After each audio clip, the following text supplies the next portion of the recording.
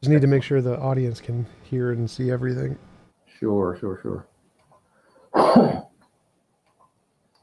All right, I want to test my mute. See, can you mute working? Can you I hear me can, go off? no, I can still hear you talking. Okay, you can hear me talking. Yeah, you can use the mute on the screen, like there's on Whereby. You Okay, can. There's a can you hear me talking now? yes. Okay, so that's only works for me, I guess. Um, where's the mute on the screen? It's right next to the screen capture. Before it, one before it. Oh, the mic. You just Click it. Yep, that worked. No, I can't hear you. perfect. All right. How is the sound, people? How is the sound people? The sound people is All good. right, digital notes. It says he can sound good, so it looks like everything's good on our end. All right, so Daniel, thanks for coming on for a part two. We got into a really interesting part right at the end of our conversation last time, We and did. wanted to continue the conversation from there. You actually had a slide you wanted to present. I have a little PowerPoint based on what you wanted to talk about. I thought I'd sort of build a. I know we're not totally formally debating, so these are just points that I thought might be of interest to you that we could stop and talk about at any point. You wanted to talk about language, phenomenon of language, science, mathematics. How do we get to the heart of reality? So, doing my homework. I don't expect we're going to come to any kind of concord. Maybe we will. We'll find some things that we might agree upon. But stop me at any time. I just have these slides made. I thought it would be a fun visual for the audience instead of just looking at my face. We might have some PowerPoint slides because as you know, Tom, if it's on YouTube and a PowerPoint, you're doing all right. So it must be true, or at least it looks like it might be true anyway. So yeah, I'll share my screen and we'll go from there. Okay. All right. All right, now I'm going into screen share mode. Screen share. And can you see me? Nope, I can just see. Oh, there you go. There it is. All right, there it is. Now, everybody can see that? Can your audience see that? We good? Yes. Okay. All right, science, knowledge, in the universe. You think that's kind of what we were going to talk about? It's kind of broad topics, but that's kind of what you wanted to talk about. Remind me again so that maybe I can flip through this better. What particular just remind everybody what else we thought we wanted to talk about or we ended on last time. Last time it was the philosophy of science and what came before the universe, what created the universe. Those are the two things we were talking about. And I was saying there were naturalistic explanations, which are better than theistic explanations, and it can all be Right. explained naturally. Anything the supernatural can explain, the unknown natural can also explain. Okay. So stop me at any time. I'll blaze through this as fast as I can, and you can stop and we can talk about anything. I've got plenty of slides and stuff to flip through. So here we go. Science, knowledge, in the universe. Here are my premises. My thesis is universe exists. I think that is. I think we'll agree on that, right? Can we agree right off the bat? I don't know. I don't know. We could be in a brain in a vat. Who knows? All right. Well, we can start there. We exist and are knowers who use language. I think that is follows what you say that I am. I think, therefore I am. Something that you had said last time we chatted. So Yep. I'm kind of going on that. We exist and are knowers. It means we can know things and we use language. We know the universe through observation and linguistic expressions. And what I mean by that is mathematics or general common everyday language, whether you speak Spanish, English, French, or German. We use language to express ourselves. Klingon. What's that? Klingon. I speak Klingon. Klingon. Oh, Klingon. Do you really? No, no. Is that like a Tolkien's language? Is that like an elven language? Wow, you don't know what Klingon is. Wow, that's Well, like I do, minus but 10 points. oh my goodness. I didn't know if it had the depth of creativity that Tolkien went with his language. I'm Does not it? sure if Star Trek languages are as in depth. I think they are. I'm pretty sure they are. They have their own semantics. Because I know Star Trek was only on TV for like what, 2 years on NBC or something. So I wonder if Roddenberry actually went into the grammatical aspects of Klingon. That'd be interesting to follow up. Another show. Okay, so premise 4: we understand the universe to have mathematical properties. This is where I was getting some clarification from people last night. We understand the universe to have mathematical properties a logical language. Mathematical properties, language, and logic are signs of intelligence, and therefore my conclusion is that it is reasonable to conclude that human beings, language, logic, and the universe are best explained as the creation of an intelligent agent God, the Logos. So those are my premises. Would you like to chew on these, or do you want me to expand before we go on? Sure. Premise 4, it has mathematical properties. Math, as far as I understand it, it doesn't exist anywhere in the universe. Math just describes things in the universe. It's a language exactly like English made up by humans to describe things. There isn't anything in the universe that's inherently mathematic. So what about our mathematical expressions? Are they not in the cosmos, would you say? No, they just describe things in the cosmos. For example, like the golden ratio of the Fibonacci sequence that describes spirals, like that isn't actually in a galaxy or a spiral of a flower anywhere. It's just using the math to describe the patterns. The pattern exists. There's that physical relationship between the objects, and then we're using the math. We made up the math to describe that pattern. So where does mathematics exist for you? It's a language exactly like English, no different. So it does it have an existence? Just in our heads is imaginary language. So for you, to get your position correct, for you, we have created mathematics language from scratch, from our own intellect. Yep, that I believe is the consensus in pretty much every field. I remember I was watching. Okay, I just want to make sure I got your premise. Sure, gotcha. Okay, so I represented it correctly, right? I think so, yeah. Okay, mathematics and language are something that inherently we created. We didn't discover anything. We just made it up. Yep. Gotcha. All right. So we'll mosey on here.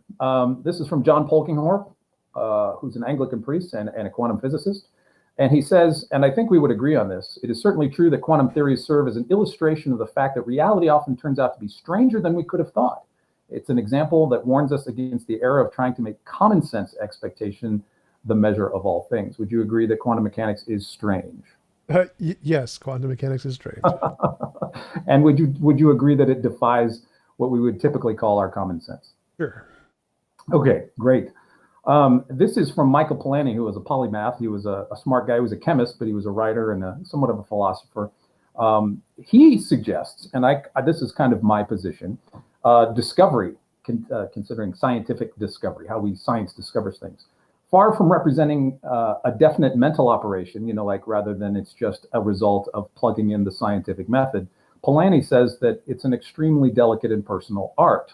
So it might fit something to what you're saying, that if we created language, Tom, we kind of, in a sense, create our science experiments. And that discovery is more like an artistic expression, like a painting or a poem, than it is going to the ATM machine to get cash, where you put in a certain function and you get out a certain amount.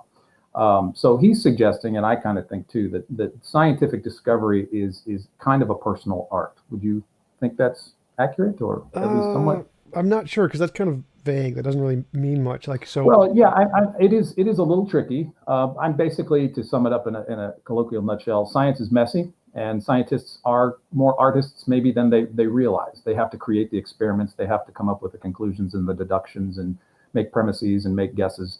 And so it's more, there is an artistry involved, like Einstein or maybe like Feynman's diagrams, right? He artistically sketched out what he thought was going on at the quantum level. That's kind of what I mean. Does that make more sense? I'm still not sure. So the way the scientific method works is that we make stuff up in our heads. We have ideas and call them hypotheses. And then if we want to know if those hypotheses correspond to reality, we need to make novel testable predictions about what's going to happen in the future. Okay, And yeah. So that first aspect of us just making stuff up, we can make up whatever we want: unicorns, pixies, gods, square circles, E equals MC squared, whatever. And then that part is pure imagination. But the next part is the part where what matters. It doesn't matter what we come up in our heads. All that matters is, can we use that to describe something in reality we don't know yet? And if we can, that part is the part that matters in science, even though there's a lot of creativity to it. I see what you're saying. But I would think that we could at least maybe agree upon, even though we might differ on the conclusion of it, that there is a making aspect to science that involves human creativity. Oh yeah, absolutely. That's all hypotheses. Okay. I think that's all I wanted to establish, that there is a human input and creativity into the scientific process. Okay. Though we might not agree upon exactly how that plays out or where that comes from, I think there is an artistry in science to the extent that you say that we're creating things in our minds. Sure. Okay, great. So this is something we talked about last time. This is from the Wiley Blackwell Science and Christianity Companion by J.B. Stump. Speaking of the origins of methodological naturalism, and I know this is something that we talked about last time. You're probably familiar with this, so I don't mean to be pedantic about it, but the term itself was believed to have been coined by Paul de Vries in 1983 in his essay Naturalism and the Natural Sciences. And he says that his claim was that Christians should accept methodological naturalism, by which he meant that the natural sciences ought to establish explanations of contingent natural phenomenon strictly in terms of other contingent natural things. And so I would concede that there's nothing wrong with a Christian or a theist of any kind using methodological naturalism. I don't think that's an inherent problem. If you want to study photosynthesis and you can look at the leaves and sunlight, you can do all that kind of stuff. I think that's perfectly fine. My point in bringing this up was that, well, here's the background to it. It didn't just appear in 1983. Of course, there's that famous exchange between Laplace and Napoleon. William Herschel cataloged this in a meeting between the three of them at one point in 1802. Napoleon asked, "And who is the author of all this?" And Laplace wanted to say, well, if you give me Newton, I can calculate forward and backwards every position of everything in the universe if I just know the math. And so there was that standoff, and it's believed that this is where this quote comes from that Laplace is often attributed to, I have no need of that hypothesis, the God hypothesis. But anyway, just to give the background, this is sort of the idea of methodological naturalism, that he can explain the universe mathematically without any reference to God. Would you agree with that definition and summary of that? Definition of methodological naturalism? Yes. Would you, the idea that we use a method without reference to God in order to study the universe? Yeah, methodological naturalism is just using things we already have verified to explain unknowns. You just can't insert anything that hasn't been verified yet. So yeah. Yeah. Okay. So that I was just giving a background to people that weren't maybe. Yeah, but the term methodological naturalism isn't the origin of the methodology. The No, methodology no. Right. begins with Aristotle and Plato and their distinction between the two. Yes. I was just giving the history of the term itself, but the idea has been around since Aristotle, as you say. Sure. So Sure. this is where it is here too. Yeah. So from that, you have, I'm sure you're familiar with the Enlightenment. You have Pierre-Simon Laplace, of course, Thomas Hobbes, and others who thought that the physical world had been obscured. And I think you would probably agree with this sentiment to some degree, Tom, that in order to do good science, we need to scrub it free of religious superstition. Well, no, I wouldn't say that. So I would definitely not. I don't. It's always wrong to ever a priori or prima facie exclude any hypothesis ever. You can always come up with any hypothesis you want and insert it to explain the fundamental questions. And that's totally fine. So you should never ever exclude a hypothesis like that under any circumstance. All right. So you're not, and this helps me because we didn't really discuss your position on that. So you're not down with these Enlightenment, what I would call Enlightenment extremists who said we have to just throw God out because we found math. No, that's more of the metaphysical naturalist. I go just the methodology. All right, cool. So that's just a finish of the quote. She's talking about Enlightenment materialism here that says that pure reason can discern without any reference to the God hypothesis. And that's just a brief summary of the history of that. And this is C.S. Lewis. He's talking about the same thing Midgley was. He's saying that this is in his history, the Oxford English History of English Literature from the 16th century. He says that the Enlightenment, the progressive method of science, from Newton forward, began to reduce the universe to mechanical and mathematical operations. And thus sort of throwing the spiritual and religious out the window. It was this increasing hostility towards the God hypothesis. That's all Lewis is saying. Would you agree with that conception of historical science, that it was a sort of gradual development of getting rid of the God hypothesis? It wasn't designed that way. No, it was just... Not designed that way, but do you believe that that's kind of how science progressed in terms of the way science looks at the universe, that God slowly became... Yeah, everything was discovered to be a God of the gaps, where God was put in to explain an unknown that we just found out was a natural thing we just hadn't discovered yet. Okay, so you kind of agree with what C.S. Lewis is saying here, simplistically, that God became less and less of a hypothesis, a contending hypothesis for how the world works, right? Yeah, I think that's a factual description of history, like going from Darwin to lightning in the Greeks, everything. Got it. All right. Volcanoes. So we're hitting home runs, Tom. You and I are kind of cooking along on the same page. But here's my thought. This is my thought. nature itself, maybe you agree, maybe you don't, does not tell the scientist what a priori assumptions he must have in order to investigate the universe. And nature also doesn't require God to be left out of the equations, nor do the equations rule out God. Would you have any problems with any of those statements? I'm not sure because a priori means like just conceptual things in our head. Like, what are the Right. principles? It doesn't tell us anything about the external world. So, nature and God are both a posteriori. So, neither of those have anything to do with a priori assumptions. I'm thinking in terms of our own intellects and how we approach investigating the universe.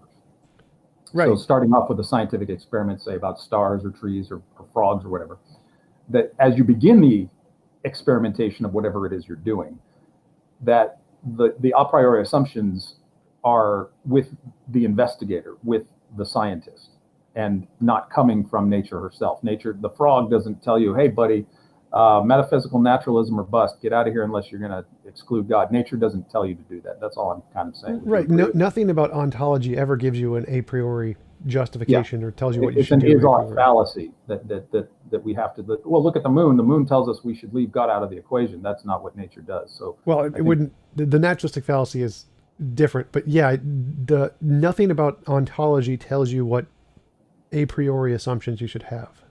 okay, good. I think we agree with this. And so I know this, now we're getting into quantum. I know this is a hiccup for a lot of people. So I just wanted to kind of establish it, at least up until the 20th century.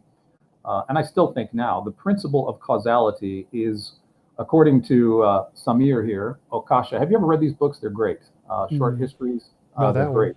There's 500 of these things in the libraries, and they're so easy to read, and they're so wonderful about any topic. But anyway, he argues that causality is indispensable to how we understand the world. Would you agree with that? The idea of causality. There isn't actually a law of causality anywhere in science. It's not a thing. It's just a inference. Okay, so but you believe it does drive science, whether it's inferred or whether we could. Yeah, It's a different. we assume that a domino's falling, one domino is caused to fall by the previous domino for sure. Yeah, so we kind of have that assumption as we go to nature. We go, what causes this? What causes that? And that kind of drives our exploration, right? Sure. Okay, cool. But now we get into quantum, and the whole idea of causality is kind of weird. Some people like to throw out Leibniz's principle of sufficient reason, and they suggest that quantum mechanics kind of does away with that, but that's another argument. Well, Uh, the principle of sufficient reason is rejected by the vast majority of philosophers and physicists. It's not really a well accepted principle to begin with. oh, so you don't, do you throw it out? You don't agree with it? You don't think it's necessary? It's not. It's kind of like just causation. It's not a thing. It doesn't say that everything that it's not relevant because it doesn't give a criterion for what the stopping point is. It's no one in philosophy really uses it because it's just begging the question to special plead for one particular thing that doesn't fall into the causation tree, which is the part that they reject. Like everyone accepts there is causation, but there's Hmm. no accepted stopping point for that causation, which is where the principle of sufficient reason tries to smuggle in a god, and so that's why it's rejected.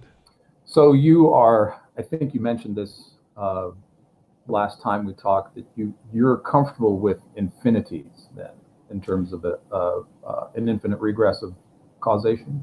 Yeah, there's no logical contradiction with the past infinite regress. So, I mean, I'm okay with infinites or self causation, causa sui, or brute facts and necessary truths, which are the same thing. So, any of those three, which is just the foundation of Agrippa's trilemma, is the three ways we have to justify knowledge. Either any one of Okay. those can potentially work. I'm sure most of your audience knows. Could you just briefly, what is the Agrippa's trilemma?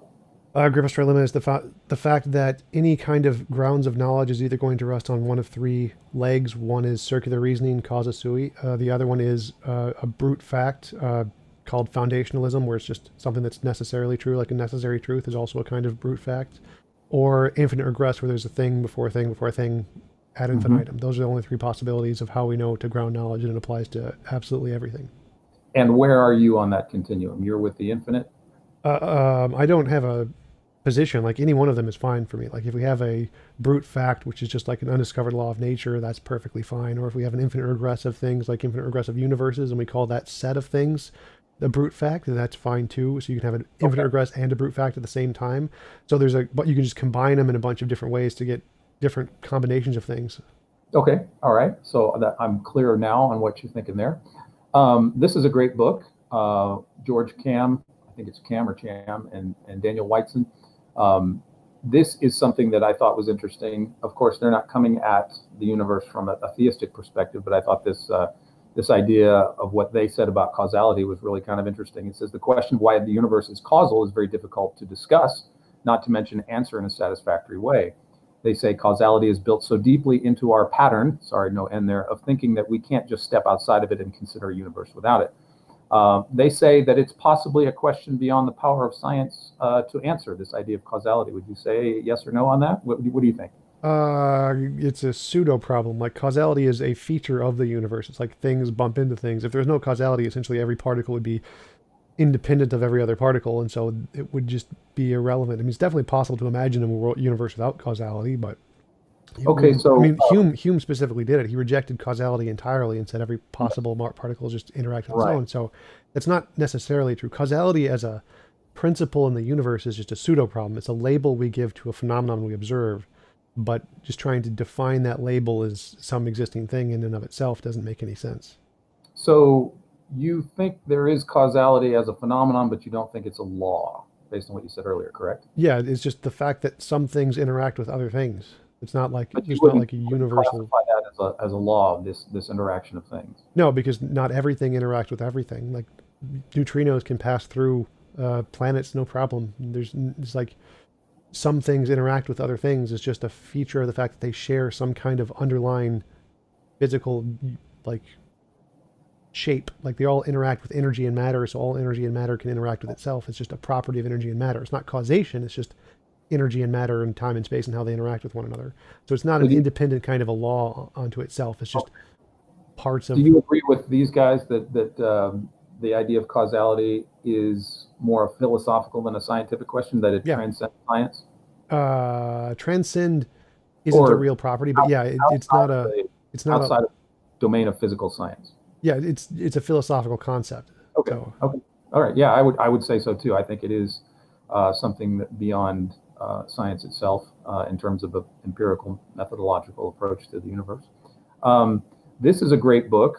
It's short, easy to read. Werner Heisenberg won the Nobel Prize in 1932 for his. He's the founding father of quantum mechanics. You might say Niels Bohr was along with him for that ride, but he got his prize in 1933. It was awarded to him officially in 1932.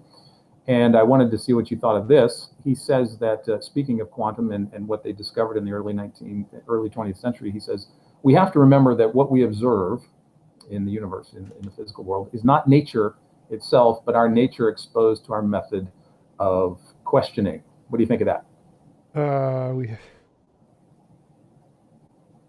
yeah, for sure. I mean, we can't see nature in and of itself. It's just our hypotheses. And So there is an experiential sort of, I guess, for lack of a better word, a personal filter or interaction. In other words, we as observers and interpreters um, are understanding the universe through our interpretation and through our filter. So you come up with an interpretation of quantum mechanics, and then you sort of derive conclusions from that. What's going on? What's happening here? But oh no, I wouldn't agree with that. I'd say you're going backwards. I say we start with our filters and then we make hypotheses and then we test to see if those hypotheses correspond to reality. So we start with the imaginary stuff to begin with, which you can make up whatever imaginary hypothesis you want, but then you have to demonstrate it corresponds to reality. And that part isn't made up. That's the part that's not up to us. That's the part that's independent of our worldviews. It has nothing to do with our worldviews at all. So the first part of making up hypotheses is completely up to our presuppositions. You can presuppose whatever you want, come up with whatever ideas you want, but that next part of where we demonstrate that it corresponds to reality, that part has nothing to do with our presuppositions or our worldviews. It's independent of them. okay, okay, but you do agree there's a personal element in the exploration of the physical world to some extent, where we are interpreters. There's no way around that, right? That our personal experience does add something to the way in which we understand the universe. Would you agree with that? I think we do. I think we're saying the same thing, that our personal filters, interpretive filters, do affect how we view the universe. I think we agree. They affect how we come to hypotheses. So what I'm concerned with is that it doesn't matter what presuppositions you have as long as you can demonstrate it in reality. So if you think there's a a square circle that exists, and you could say, well, if there's a square circle, I can predict X, Y, and Z, and all of those things happen regularly at a testable prediction rate. Well, then square circles exist. So even though many people would presuppose square circles are impossible, their just presuppositions are wrong because it's been demonstrated in reality that it has testable predictions. So your worldview makes no difference. It has no value whatsoever what you start with or what you rule out a priori, as long as it can make testable predictions. So Okay. you can't just say that, well, you're one of the common features of a pseudoscience is that there's this grand conspiracy that everyone is having some presuppositions that rules out their ideology, when that's just false. Like, you can't rule out an ideology like that. It doesn't matter what other people presuppose or not. It's all what the testable predictions show. So the worry I have is that it seems like this kind of argumentation leads to the conclusion that, well, if people are just presupposing my idea out, well, then it's totally unjustified on their part, which is not the case. Yeah, let me be clear. I'm not saying that because Werner Heisenberger said this, that all scientists are in a conspiracy to deny people their right to believe in God, but simply because of his involvement with quantum mechanics. They uncover a very strange reality, and they don't even really know what kind of questions, what kind of tests really to perform, because it's so counterintuitive. And so his whole idea in the book is, well, what tools do we build? What methods do we approach this with? How do we extract and understand and test something that is so counterintuitive to a classical understanding physically of the universe? And so I think we agree in that there is a personal aspect to our study of nature. And I think I understand. Let me make sure I understand you. You're saying that it doesn't matter how imaginary you are at the outset of your hypothesis. You're saying the test results are what counts. Is that correct?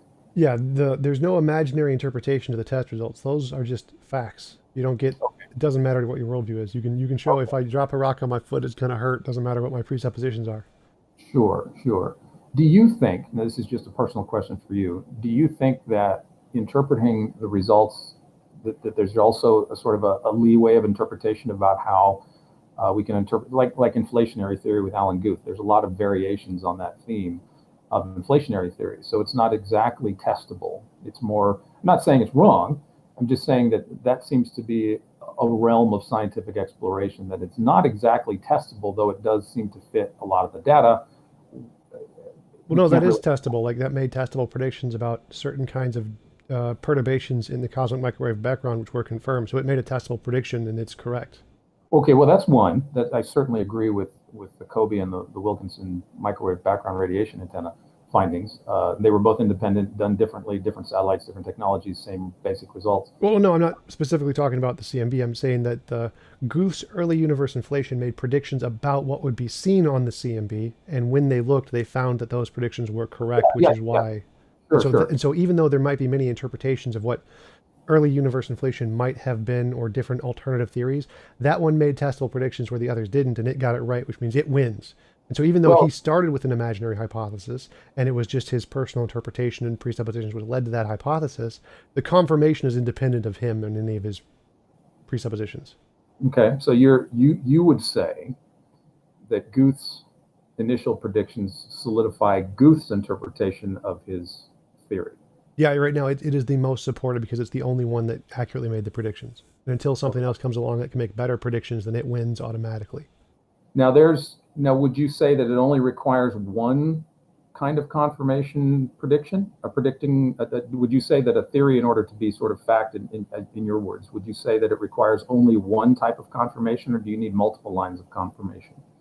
It depends. Like, for example, if it's one type of confirmation that can be repeated and tested over and over and over again that anyone can verify, then one could be enough in certain cases. But if it's like the sun's going to rise tomorrow, no, that's not going to work. So it kind of depends on the kind of prediction it is. Okay, so would you say that there is depending on the kind of prediction that it is, there's no hard and fast rule as to how many different lines of confirmation it would require in order for it to be factual? Well, yeah, it's just what's accepted. Like, if it makes one and no one else has made any, then that one is better than everyone else. So it's just a comparison between what can mine do versus what can all the other ones do. Sure. Okay. Well, that's the hard and fast rule: is can mine do more than anyone else's? Can anybody else test it? This is Heisenberg's continued thought.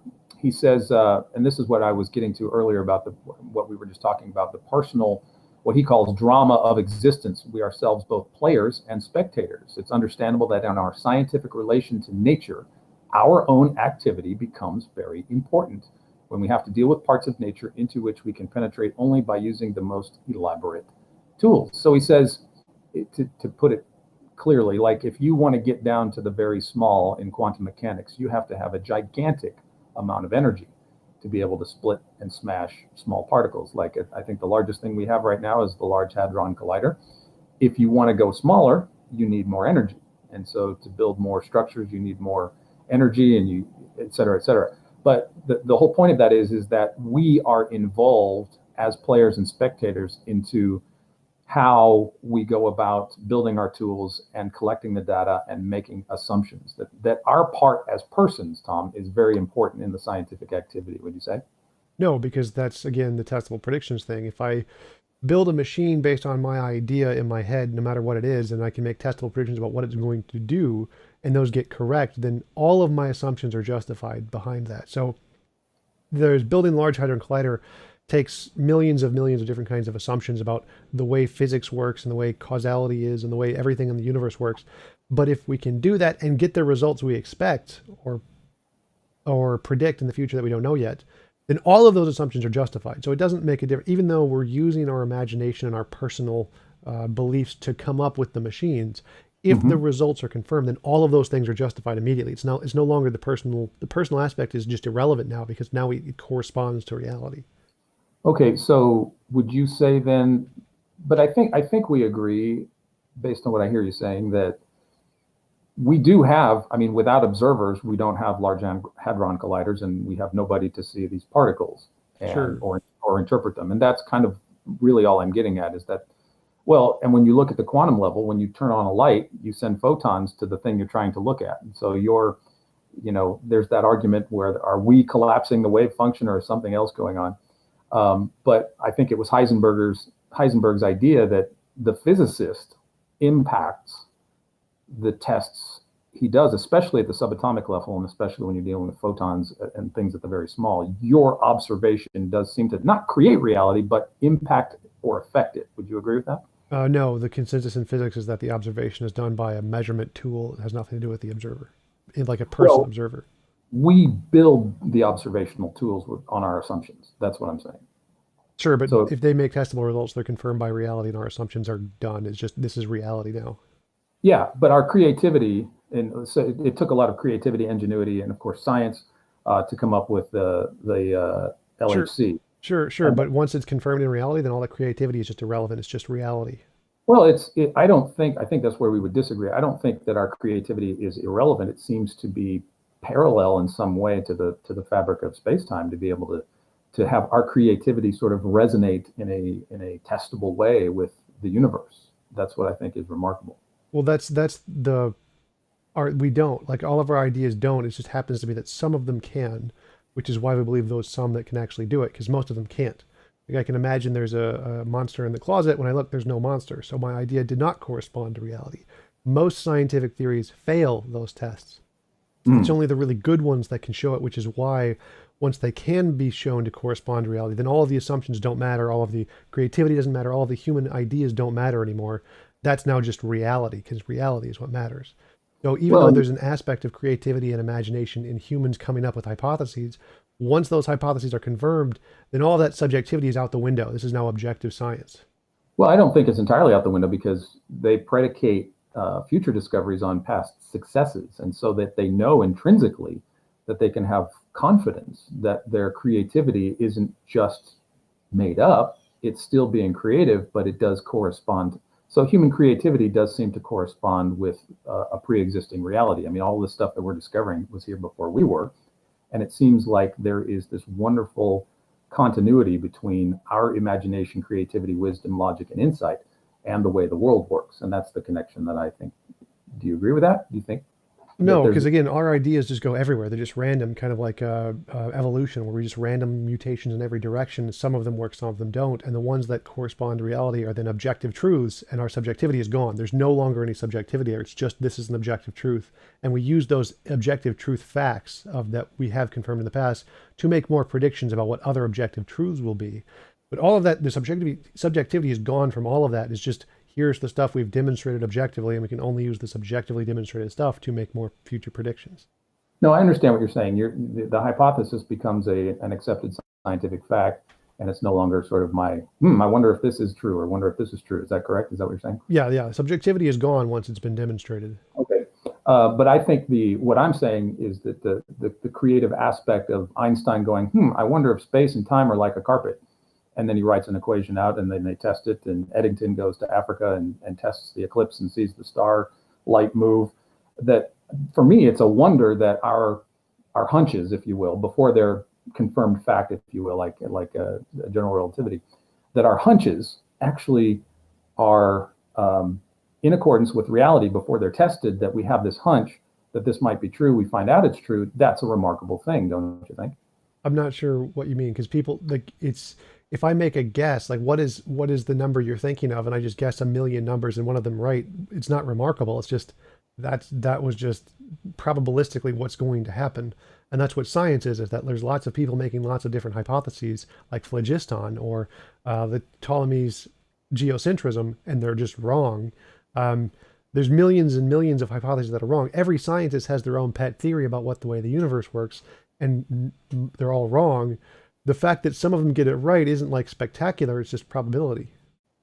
But the fact that I think this is where we kind of maybe disagree, that the fact that our creativity, ingenuity, intellect can actually get something right in accordance with the universe suggests, like the analogy you just used between you guessing a number that I'm thinking in my head.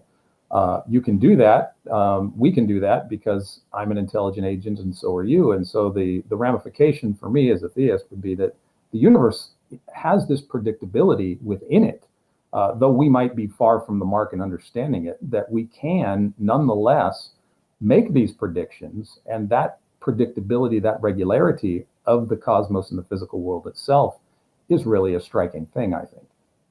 I don't know what you mean because again, it's the options are either it's going to follow some pattern or it's going to be completely random and follow no pattern, but that Right. itself is a pattern. So it's there's necessarily going to be a pattern there no matter what. It's just is it a kind of pattern we can recognize or a kind of pattern we can't recognize? So there's not. I don't Yeah. really know why that would be spectacular in any way. Well, that if the order, regularity, knowability, intelligibility of the cosmos, the physical universe, the physical world, has this element of stability, predictability, regularity, knowability that enables us and allows us and affords us the ability to even make hypotheses. That's what I'm finding to be. Yeah, but why is this in any way spectacular? Like there's only two options. Either the universe is going to follow a pattern or it's going to be completely and entirely random, which is also going to be a pattern. So the fact that it's of the first kind rather than the latter kind doesn't seem to be a surprise at all. I mean, it seems actually it's more likely to be the case than just absolute randomness, because to have something be absolutely random, there has to be some kind of underlying something there causing it to be random instead of following a pattern. Like Newton's law of motion, anything in motion will remain in motion Yeah. until acted So upon you, by like what, as opposed to just making an alternative where anything in motion will just start suddenly randomly change directions at all. Like there's nothing spectacular there. It's just there are two options. It's either random or determined, and so it's you're saying underlying. So for your position would be, you think whether it's chaos or some sort of pattern, that there's something underlying either option. Is that correct? well, no. So in the case of a determined object, like you poke it and it just goes, and it's going to Mhm. remain in motion until acted upon by another force. Whereas if there's a randomness factor to it, that means it has to go, and then something has to act on it to change it, and then something has to act on it to change it again, and then something has to act on it to change it again. So given the comparison between the two, the object just going straight forever is a simpler theory. So it is a simpler hypothesis to say that things are going to follow a consistent pattern rather than there's going to be some randomness factor where things are randomly changing all the time. It's more likely that things are going to follow a pattern than things are not. Okay. This would be, from a theistic perspective, this would be my argument based on what we just talked about. The nature of the cosmos directs our, and you can tell me what you think about this, of course. The nature of the cosmos directs our linguistic expressions, our language, our math, the speech that we use, the writing that we use, in a precise and particular direction. It seems then that our language is like a key, and the cosmos filled with doors in which our keys surprisingly fit. In other words, to say it in a different way, that it seems like when we study the universe, as you were saying about making hypotheses and making tests, that the universe keeps giving us answers that guide and direct our language in a certain precise direction. Would you agree? Sort of. Like the it's the same thing as evolution. Like some things, our language goes in every possible direction. It's only that some of them work and give us survival and some of them don't and we die. So it's not like the universe is giving us answers in any way. It's just that some of them work and some of them don't. Like 1 + 1 Okay, equals so the 7 doesn't work, so we don't use it. Not because the universe is telling us this. This is not nothing spectacular. It's just that conception of language just doesn't work. Or saying that F equals ma times 4, well, that conception of math does not correspond to reality. The universe isn't telling us this. This is just this one does describe reality, this one doesn't.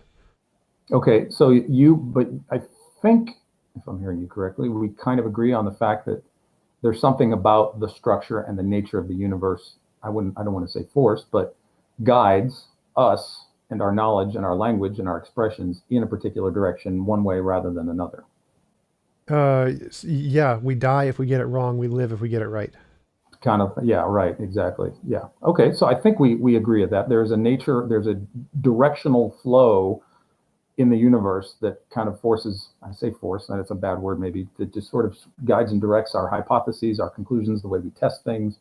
If we're gonna function properly and really know the universe or reality, if you want to call it that, the tests that we do give us the answers and the direction that we need to go to ask the next questions. I think we agree.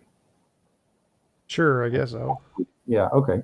Now here's a question. I don't know if you've ever read Paul Feyerabend. I never know if I'm pronouncing his name right. This comes from Firebend. Feyerabend. Feyerabend. This comes from his book, The Tyranny of Science. He's talking about, and I want to get your perspective on this more than I'm saying something. I'm really interested to hear what you say. He's talking about I think it's I don't know if it's Kobe or when was Wilkinson? Wilkinson came after Kobe or Kobe first? I think it was Kobe first. So he's talking about the Kobe. He's talking about the findings of the Kobe satellite in the cosmic microwave background radiation, because this came out in the 90s, early 2000s. He's talking about two things, suffering basically and scientific discovery. So he's taking the wonderful discovery of the confirmation of the knots in the cosmic microwave background radiation, very exciting discovery. But also at the same time going on, there's this riot in Los Angeles that has the whole city in a flame, the Rodney King riots in 1992, I believe. And Feyerabend is asking the question, is there a connection between the stuff that's going on in the heavens and the murder and the cruelty and the injustice that's going on down here on Earth? And he says, was there ever a connection between the majestic events in the heavens and the sad and often silly events on the Earth? Now, he's a philosopher of science. He's not a scientist per se. He's more of he's musing on the philosophy of science here. But he wants to make this connection between science and all the wonderful discoveries of science and all the terrible atrocities of human suffering that go on day to day. And we are in a period now where this is an interesting question. And I just wanted to get your perspective on it, Tom, not to make a point or anything necessarily, but to see what you think about the connection maybe between science and the heavens and the earth and suffering down here. What do you think? Well, suffering is caused by physics and human biology, and then science is a way that we alleviate suffering. So people use science in order to cause other suffering, but they only do that because of their biology and other physical limitations. But science, really what it does is it abates suffering. It solves the problems of suffering more than anything else. Like if we look at human history, we have the long peace after World War II, where there's essentially been no large-scale wars that have happened because of science. And the amount of deaths to disease and hunger and strife have gone down over history because of science. Science is the solution to suffering, whereas the cause of suffering is really just biology and physics. And science is really the solution, not the cause. Okay, so how I should have probably defined my idea of suffering because it's kind of a general term, because there's a physical component to it, and there's also a sort of moral component to it, sort of suffering at the hands of what people might say natural or moral evil. Do you do you find what is your concept of suffering and moral evil? Do you think that that is a do you believe in the existence of evil, or do you think it's just biology? Well, I'm a moral realist, like most philosophers who are also mostly atheists. So I do believe in good and evil. But when we talk about suffering, even if Mm. it's in a moral way, like why do we desire to kill people? That's also biological. That's because of Mhm. evolution. So, and the natural evils you mentioned, that would be the physics things I mentioned earlier, like volcanoes, hurricanes, tornadoes, tsunamis, whatever.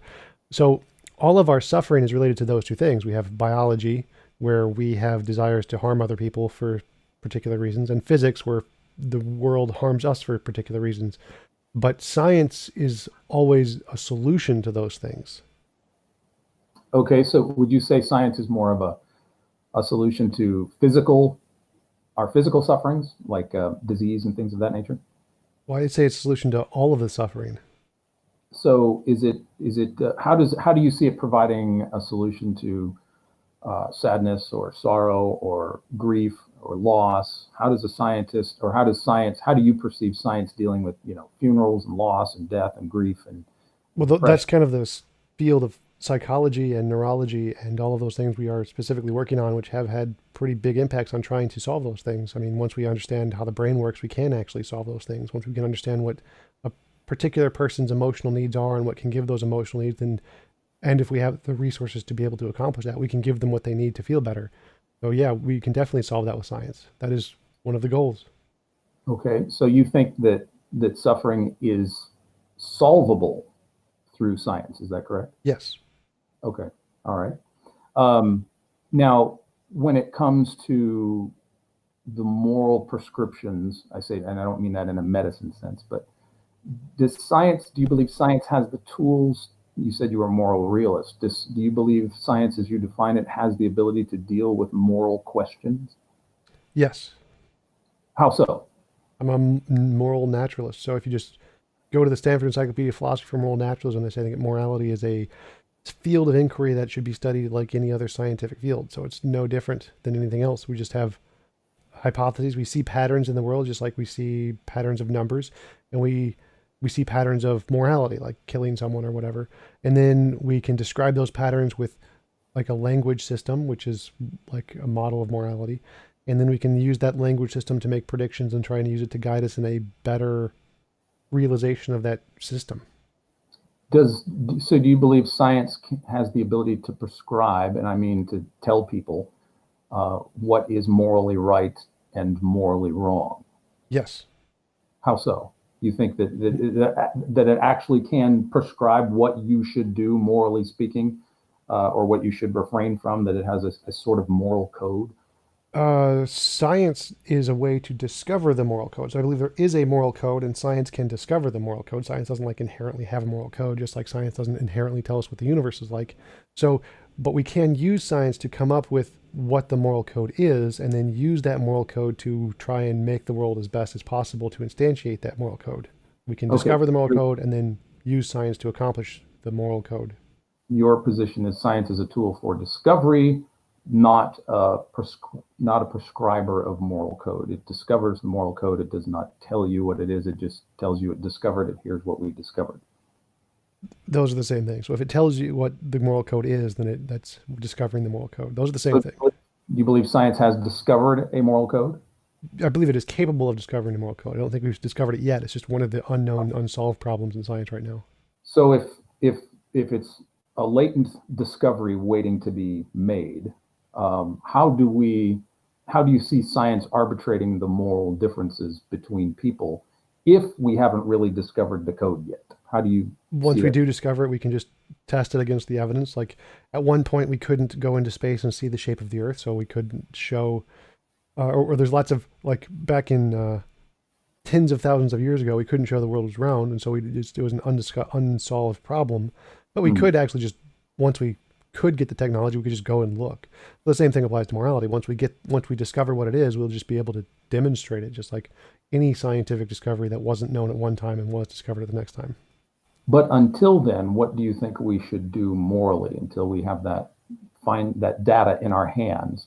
How do we progress or act morally without this without discovering this code first? Who is prescribing the code at the present time if it's undiscovered? We make our best guess based off of the limited evidence we have.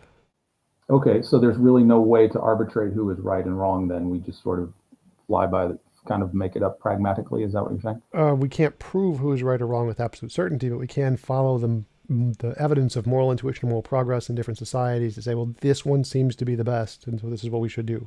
Okay, all right.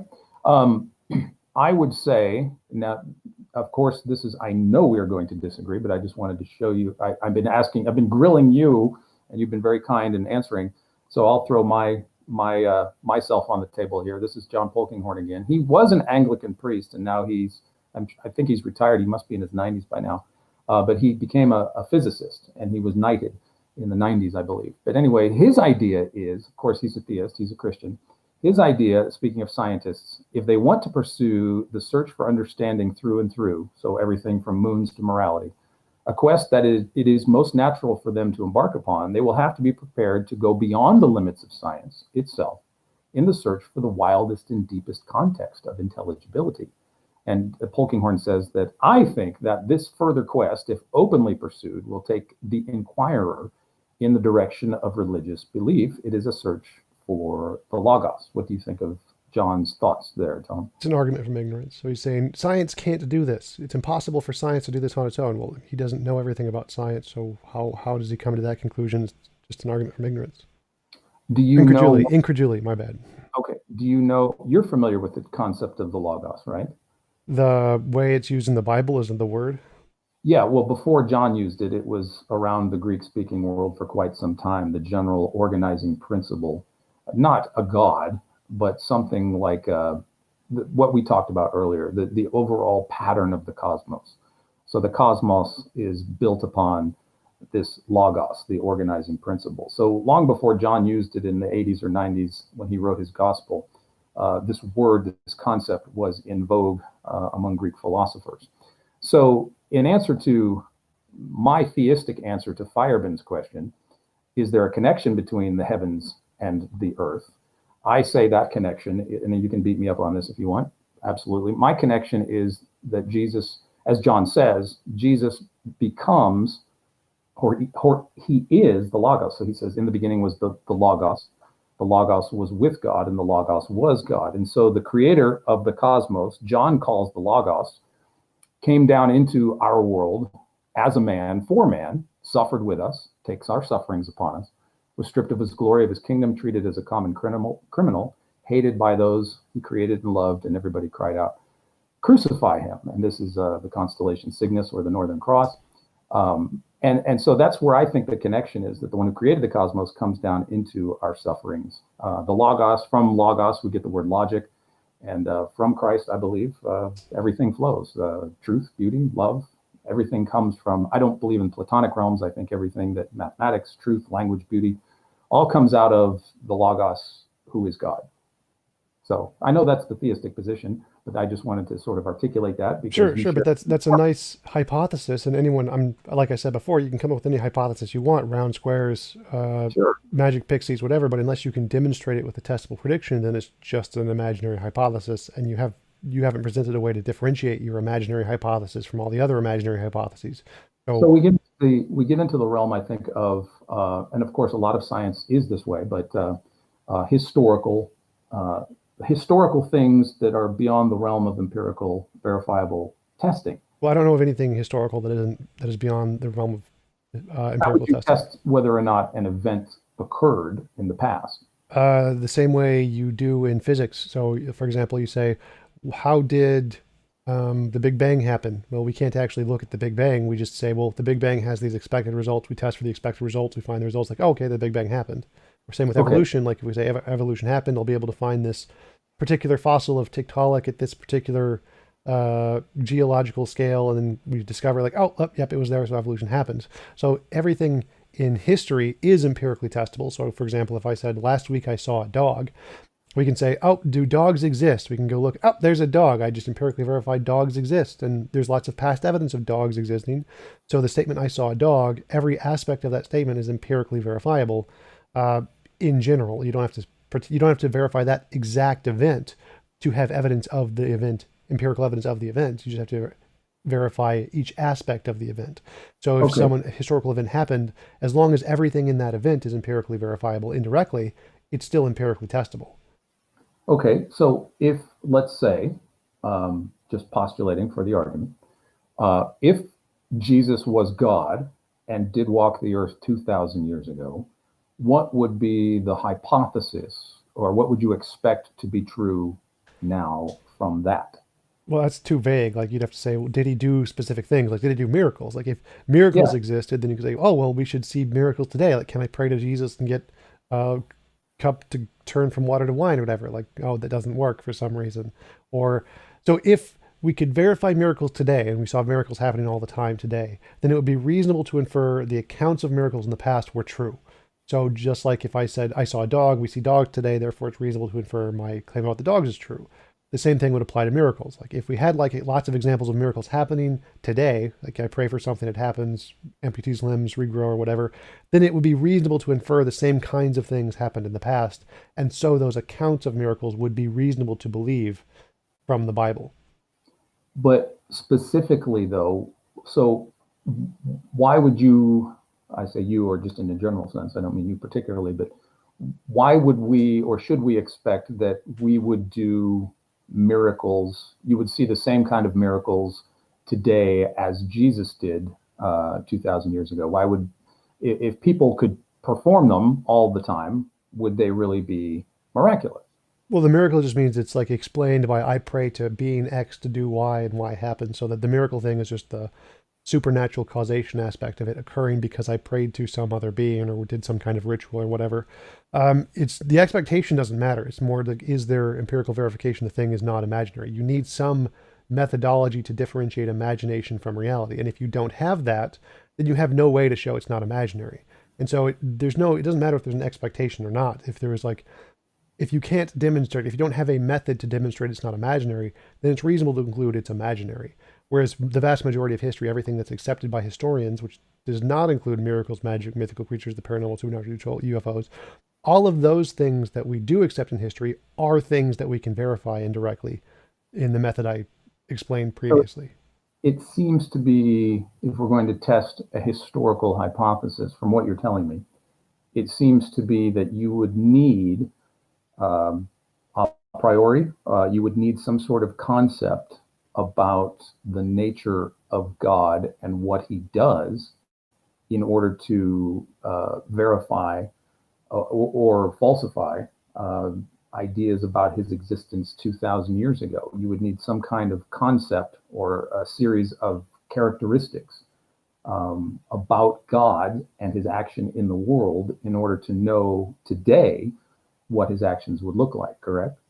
Well, you do. I don't. Like, if you have a hypothesis of the way God is, and you would want to make it reasonable to believe in this God, then you would need to come up with something about His nature that would have testable results, and then we could test it. But I don't need anything. You're the one proposing the hypothesis needs that, but I don't.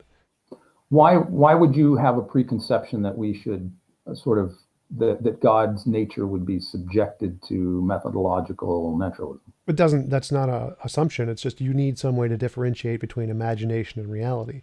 Therefore, you need to be able to come up with a way that your hypothesis can make a demonstrable impact in the world that we can test. Otherwise, there is no way to differentiate imagination from reality, and we're reasonable to conclude it's just imaginary. So this isn't like I'm not assuming what God's nature would be. I'm saying that for any hypothesis ever under anyone, no matter what, you need some way to differentiate, is it imaginary, one of the infinitely many imaginary things we can come up with, or is it a real one? And the way we do that is through like testable predictions. Now, whether or not your hypothesis is testable or not is up to you. Like you can make it testable or not. But if you don't, then we have no way to differentiate. Is it just one of the infinitely many imaginary things like pixie, unicorn, leprechauns, or is it a real one like physics?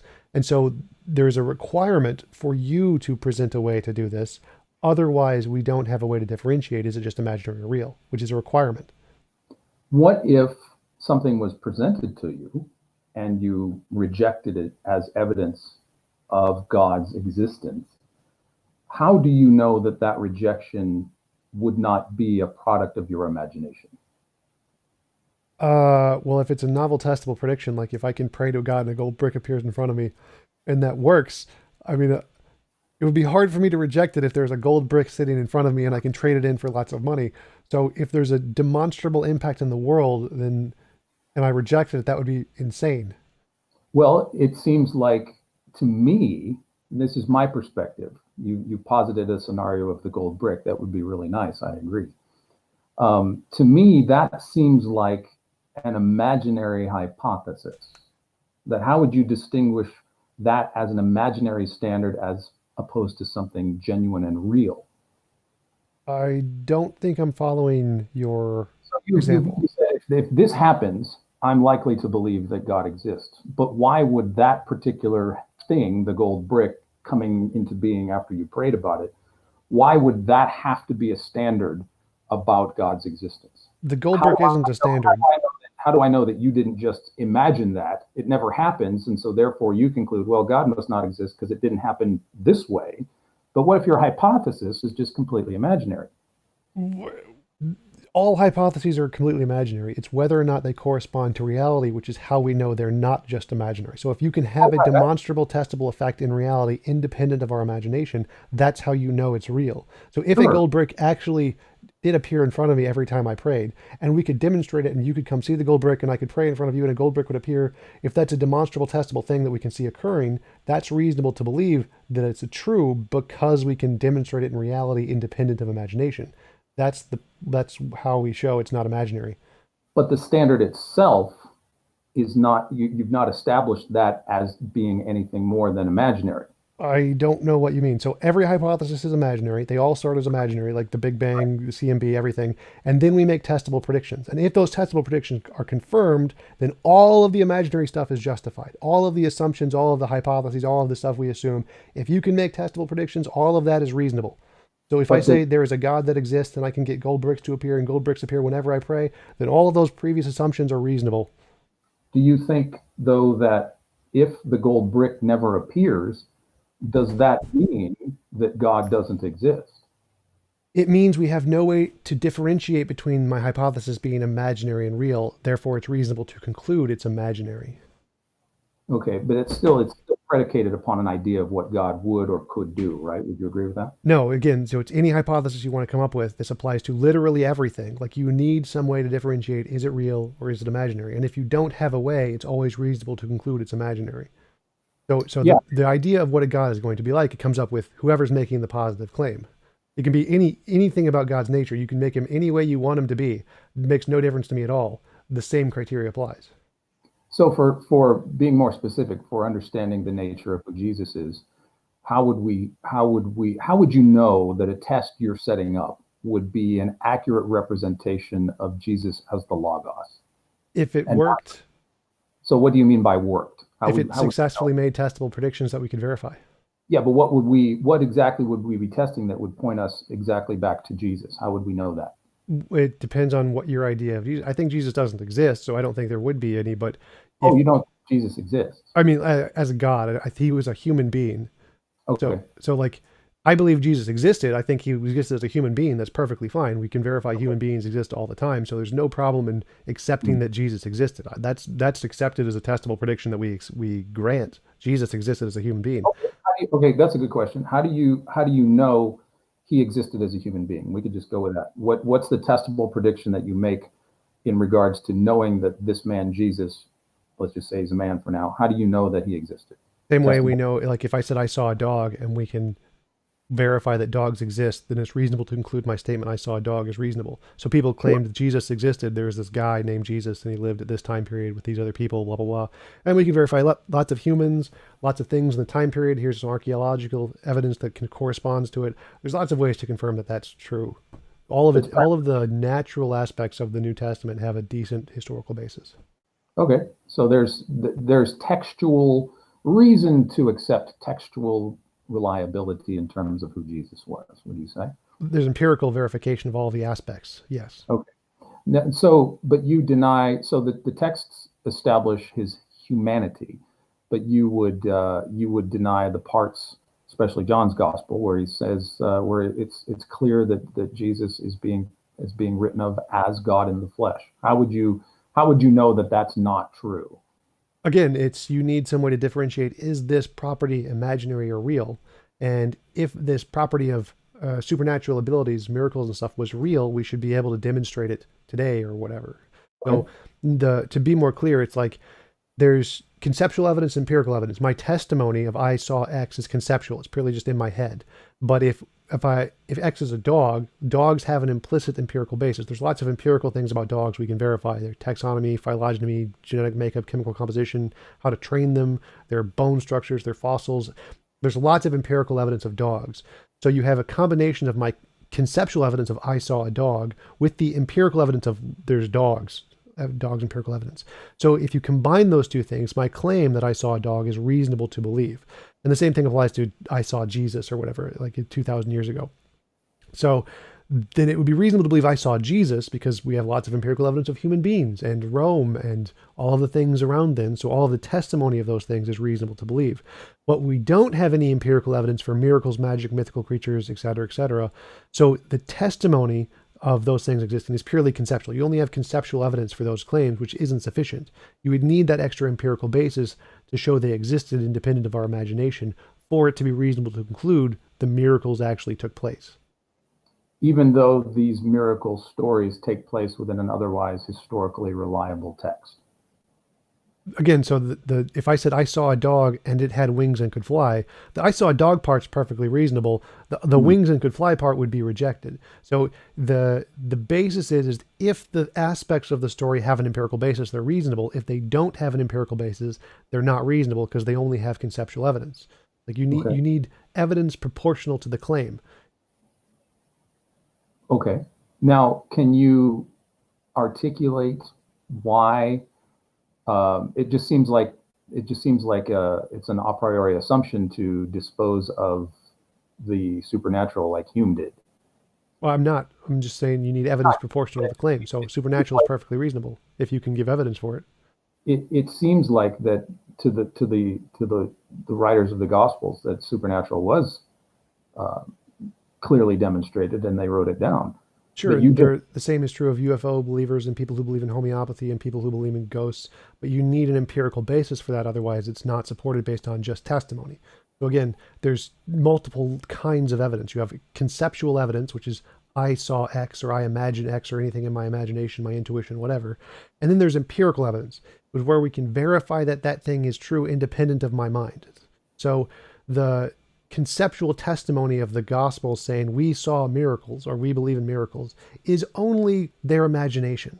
And then you would also need this second kind of evidence that can verify it exists in reality independent of imagination. So like I saw a dog, that's just my imagination. I may have been having a delusion or whatever, but dogs we can show do exist. Dogs, we have lots of empirical evidence of dogs.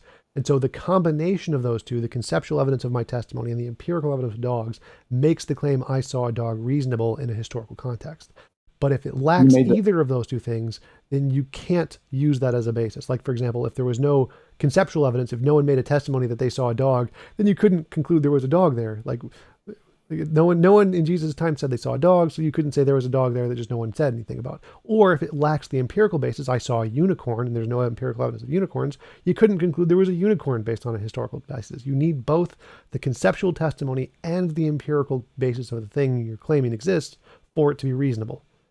Okay. It seemed like you'd said just a second ago that you made the claim or the statement that the divine aspects of Jesus's nature, as attested to in the Gospels, were as the result of the writer's imaginations. Well, no, it's the evidence. The conceptual testimony is always imaginary. So the claim I saw a dog is imaginary. The claim I saw Jesus is imaginary. The claim I saw a miracle is imaginary.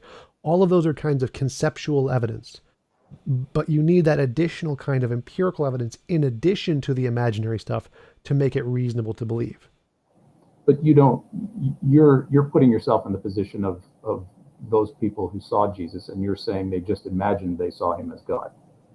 No, I'm saying that all claims, all I saw testimony claims are by definition imaginary. Like everything comes to you in the frame of your imagination. Like you can't get away from that. It's all in your head. But then to demonstrate it exists outside of your head, you need an additional thing. Just the testimony is not sufficient. Okay.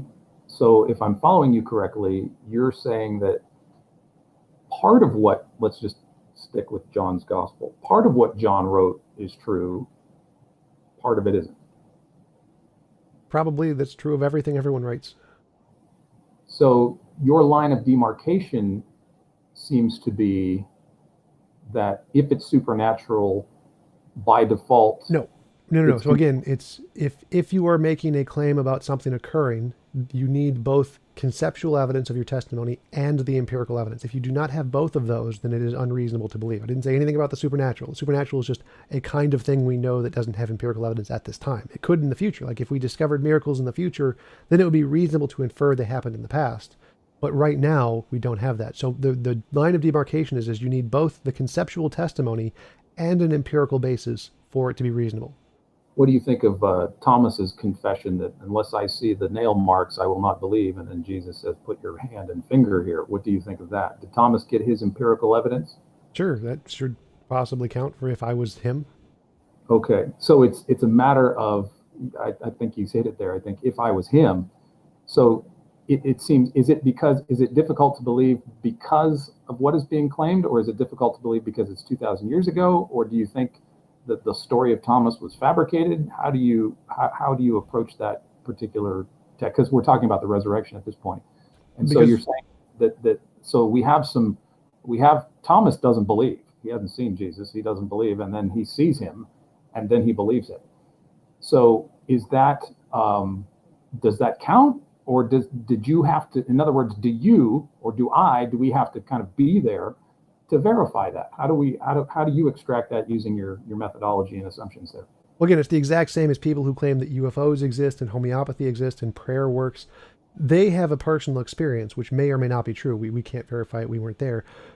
And if it was true, like for example, if I prayed over someone and it regrowed an arm, amputee's arm, I would be reasonable to believe that whatever I was praying to actually exists if that occurred, regardless of whether or not anybody else can verify it. But no one else would be reasonable to believe it unless they could also verify it, unless they also saw the empirical evidence, the verification of it being true. So it seems like it's what you're saying. It's predicated upon each individual to see it for themselves. No, it's predicated on the empirical basis. So, for example, we're reasonable to believe in physics even if we don't see it ourselves because there's an empirical basis there that has been reliably verified by the experts in the field that could be demonstrated as existing in history. You don't individually need to see it, but it does need to have a confirmable basis. The first way, the least evidence required is for you to verify it yourself. Like for example, if I saw a limb being regrown in front of me for my prayer, that would be good enough for me. I would be justified in coming to that conclusion. No one else would. So for someone else to be justified in concluding, well, then you need to have that a repeatable process that can be demonstrated in a testable way. Then other people would be able to confirm. Right? There's an epistemic trust that, hey, Tom's a good guy. I believe him. No, I don't want to go anywhere down that route. Science is objective. It is objectively verifiable. It is not about trust. There's no trust there at all. It's just science is objectively verifiable. Oh, I think. So trusting is gone. There's no trust here at all. It's just I can verify it personally. Like if I saw a limb being regrown, that's justifiable for me, but it wouldn't be justifiable for anybody else. No one else, no matter how much you trusted me, should ever believe that under any circumstance because there is no empirical basis for anyone else. So you need to provide the external empirical basis objectively for everyone else. This is a testable, verifiable process that can be demonstrated in a lab under certain conditions that can be repeated. Those kinds of things are what an empirical basis requires. There's no trust isn't a thing there. Well, but you don't, I mean, we don't really function like that in terms of knowledge. So it seems what you're saying, and tell me if I'm wrong, it seems like what you're saying is that in order for something to be true, objectively, we need empirical evidence. Is that correct? No, it's for empirical claims require empirical evidence. If you're saying something happened in the world independent of your imagination, you need a kind of evidence that can show it's not just in your imagination. Empirical evidence is what does that. I guess my question is who determines if that criteria has been satisfied? If it occurs in the world independent of our imagination. But no one does. It's just, is it actually existing in the world? That's what does.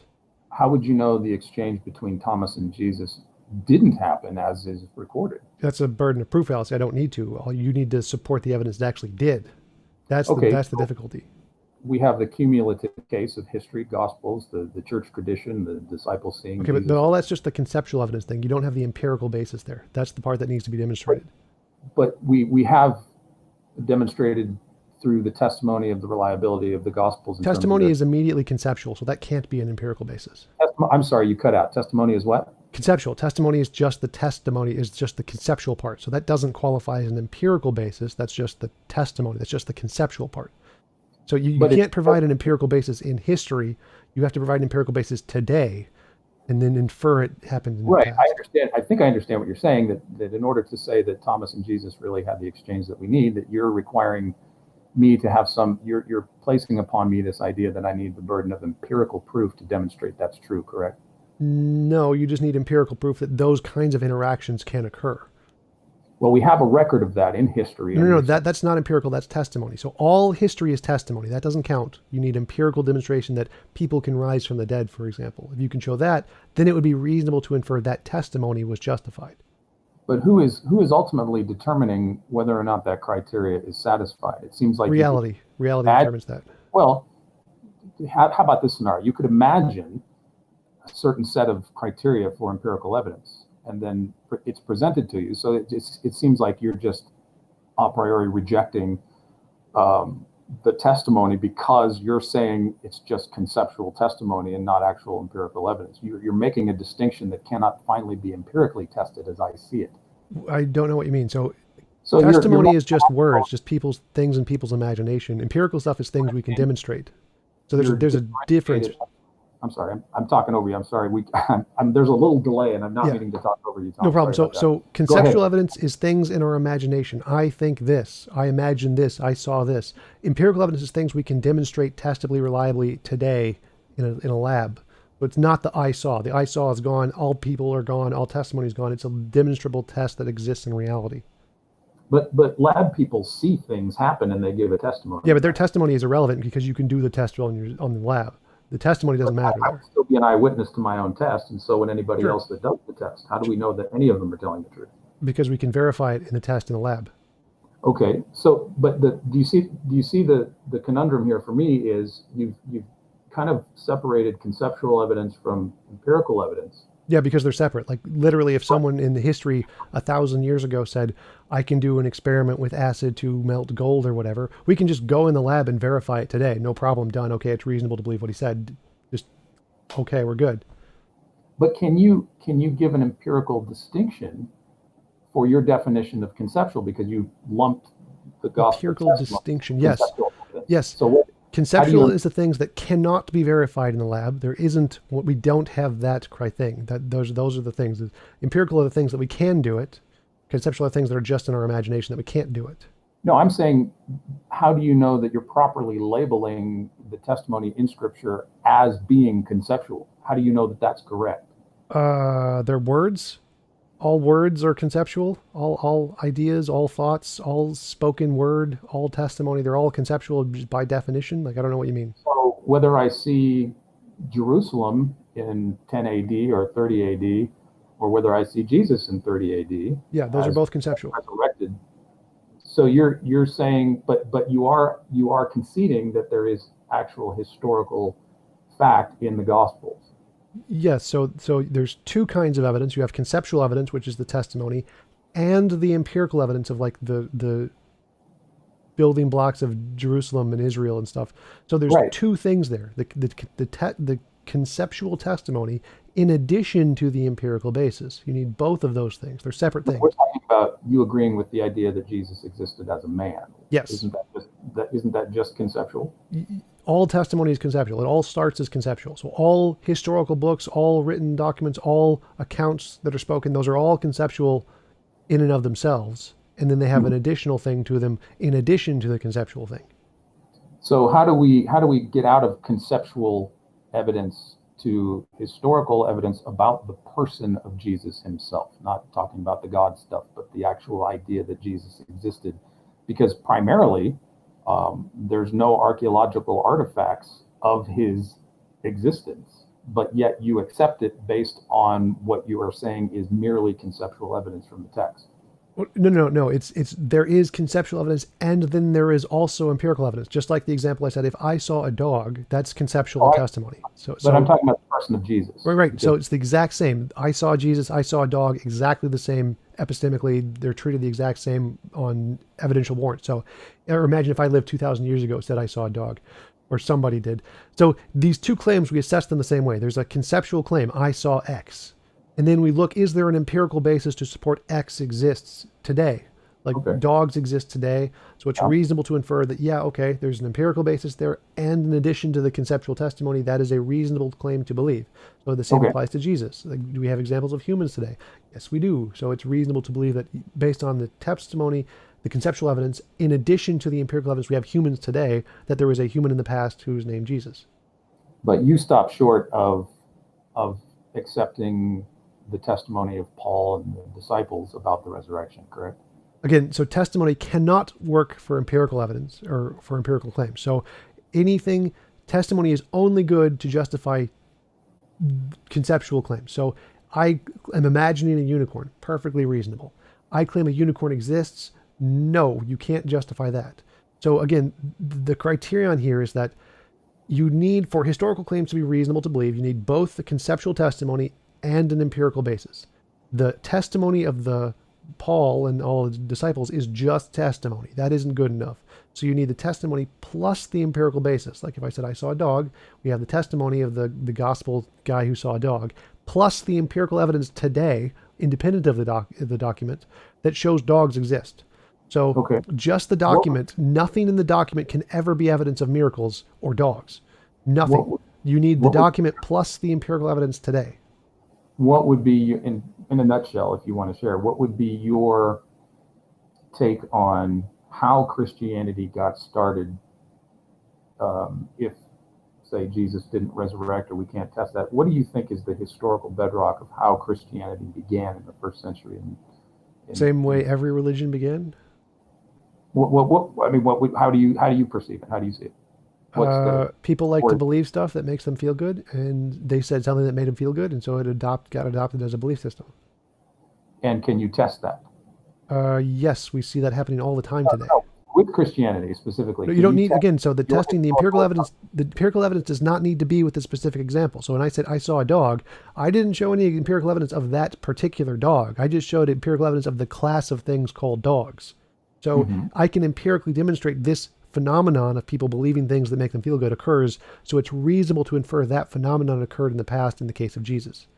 Well, it might be a reasonable inference, but if we're talking about empirical evidence, That is empirical evidence is inference, so that those are the same thing.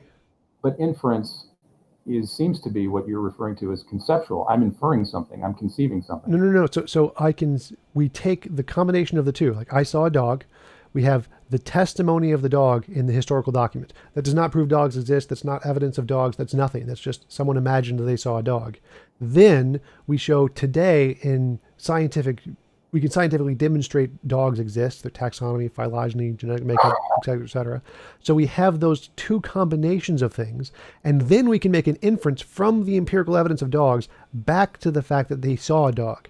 So we're going from the combination of the two. There is conceptual evidence and empirical evidence. Then we can infer that from the empirical evidence, the same empirical evidence could exist in the past. Well, an inference wouldn't be empirical evidence about how Christianity got started. Right. So again, the empirical evidence is only for the thing that exists today.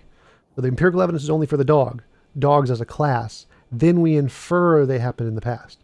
So the empirical basis exists in combination with the conceptual evidence. There's two things there.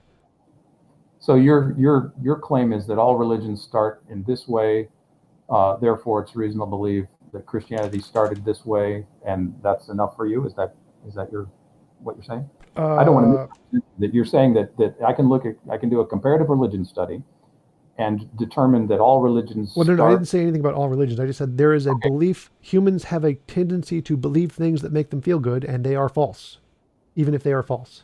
So it is reasonable to infer the same methodology, which occurs all the time, everywhere, no matter what, in every society, could occur in the past. Those are the same thing. But that inference is nothing more than a hypothesis requiring to be tested. Would you agree? No. So No? again, it's like if I said what caused that hoof print in the snow, I can say it was a horse. That's reasonable to believe. I don't need to test it. It's just I have justification for that. That is a reasonable belief with no further justification. If I said it was a unicorn, that would not be reasonable to believe because you would need the empirical evidence of the unicorn as a backing to make that justified. So if I said what caused Christianity in the past, it's the exact same as what caused the hoof print. If I say it was a tendency for humans to believe things that make them feel good, that's like the horse. We have lots of evidence of that, completely reasonable to believe that, needs no further justification. But if you say it was an actual resurrection of a miracle, well, now you need that empirical basis to show resurrections can occur, where I already have that for the belief systems that people just want to believe things. So my conclusion is already more justified and is already sufficiently justified. So to be clear, you think the resurrection story was created out of a desire of a certain group of people because it made them feel good. Is that correct? I'm not going anywhere that specifically. I'm just saying people believe things that make them feel good. But you're So there making was a the belief system that was started that made people feel good, and they adopted that belief system. So feeling good is your inference to how Christianity got started. Is that correct? People choose to believe things that make them feel good. Yes. Okay. So okay. All right. Let's let's get back to the universe, shall we? Sorry for that digression. No problem. Actually, yeah. can I go to the bathroom 1 second? Be right back. Sure. Is that okay to pause your show to do that?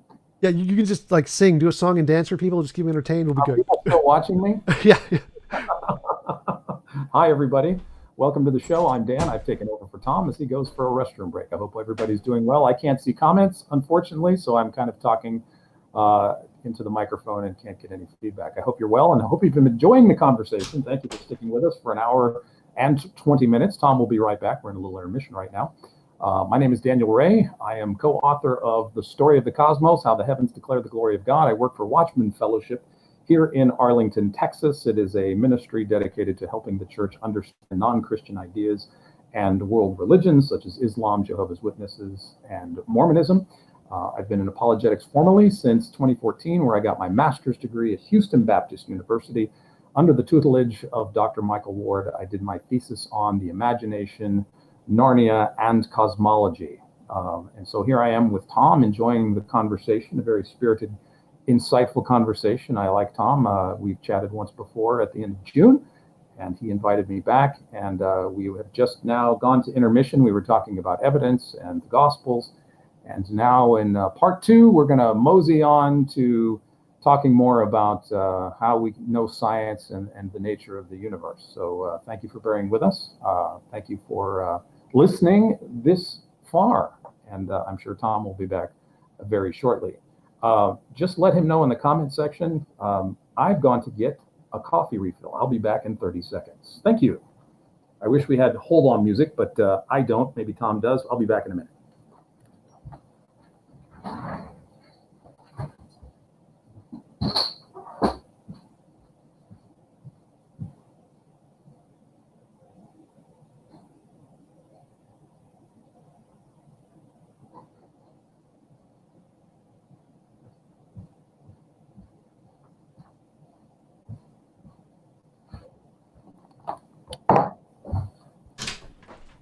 Welcome back. I'm back. Is Tom back yet? Sounds like it.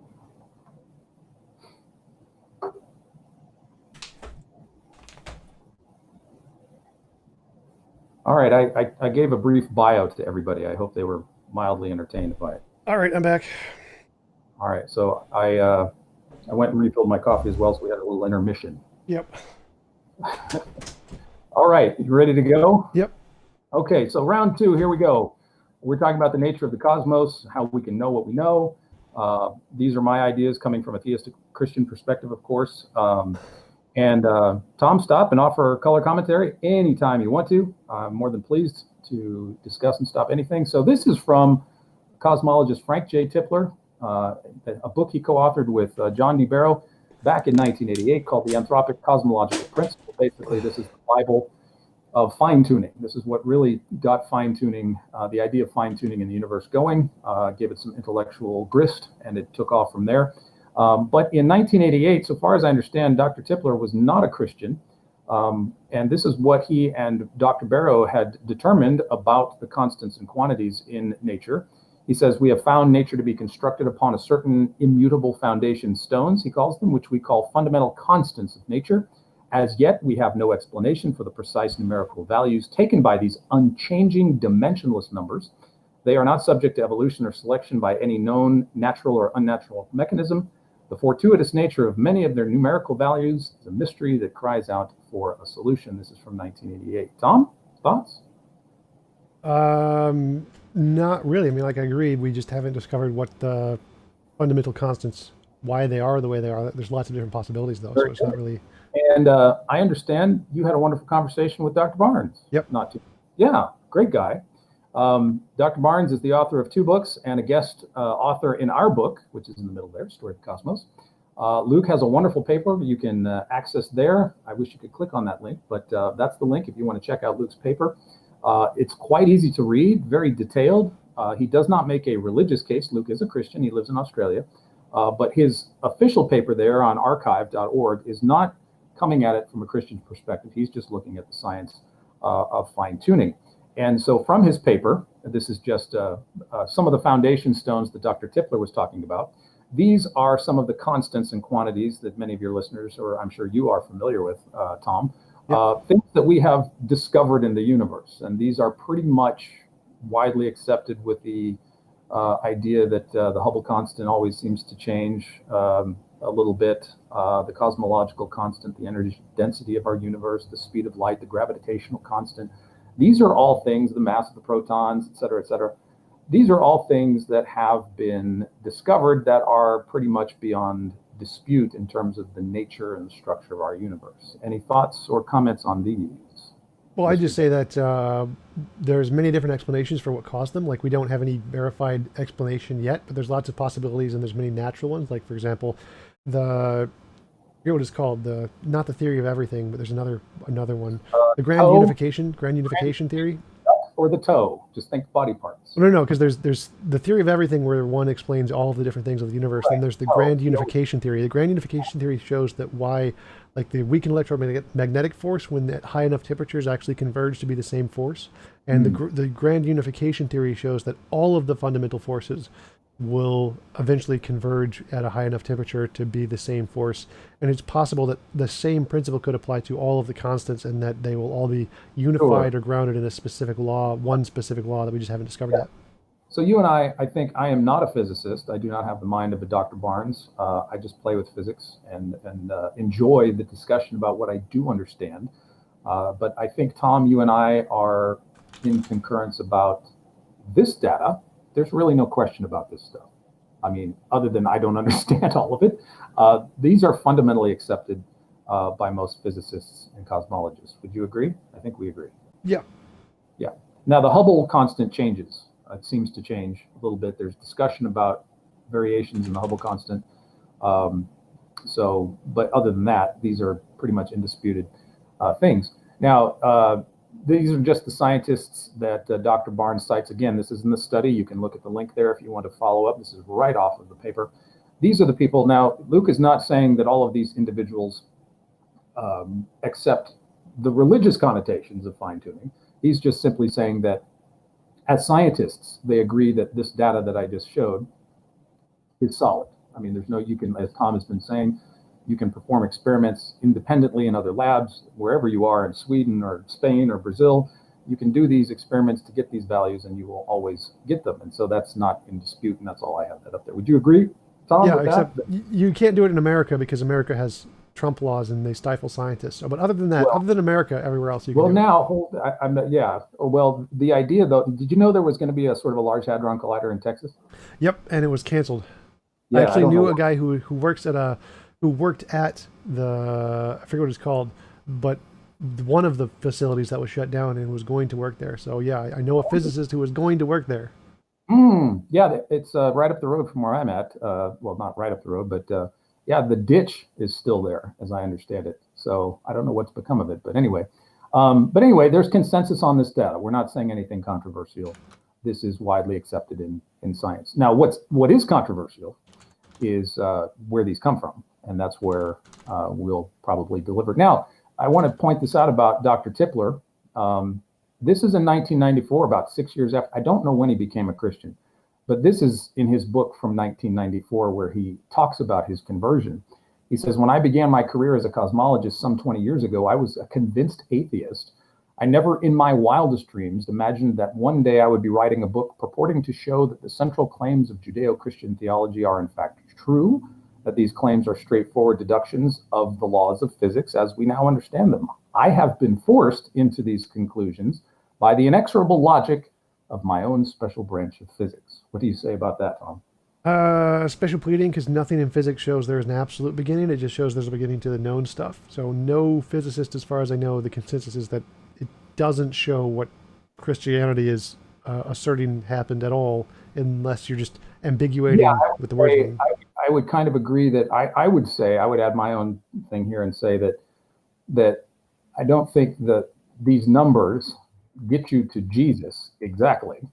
Well, I But mean, just Genesis, like it doesn't support Genesis. That's the problem. It's like um, it's you have to ambiguate the meaning of what a beginning is and how exactly those things work together to try and make it fit the physics. Like it doesn't fit yeah, the I physics. don't think the physics gives you specifically Christian theology, but I think what he's expressing, I mean, I don't know, I've never interviewed Dr. Tipler, but I think what he's expressing is that this was the beginning of the way in which God led him. Ultimately, I think as a Christian, that God reveals himself to you at some point, but I think he used the constants and quantities of the universe to get Dr. Tipler's attention. I think that's what he's expressing, but If I remember correctly, I think he's specifically referring to the beginning of the universe and saying that that corresponds to Genesis 1, and I think that is a disputed, highly disputed assertion. I'm pretty sure that's what he's referring to. okay, I would probably myself say we don't, like for me as a Christian, I wouldn't say that, I believe there was a beginning of the universe before I knew what the gravitational constant or anything about the speed of light was. So I think the physics can be complementary, but I think you have to do, and I hope to, I think it's a reasonable conclusion to think that the beginning of the universe, as described in Genesis, is a nice, or the physics is a nice complement.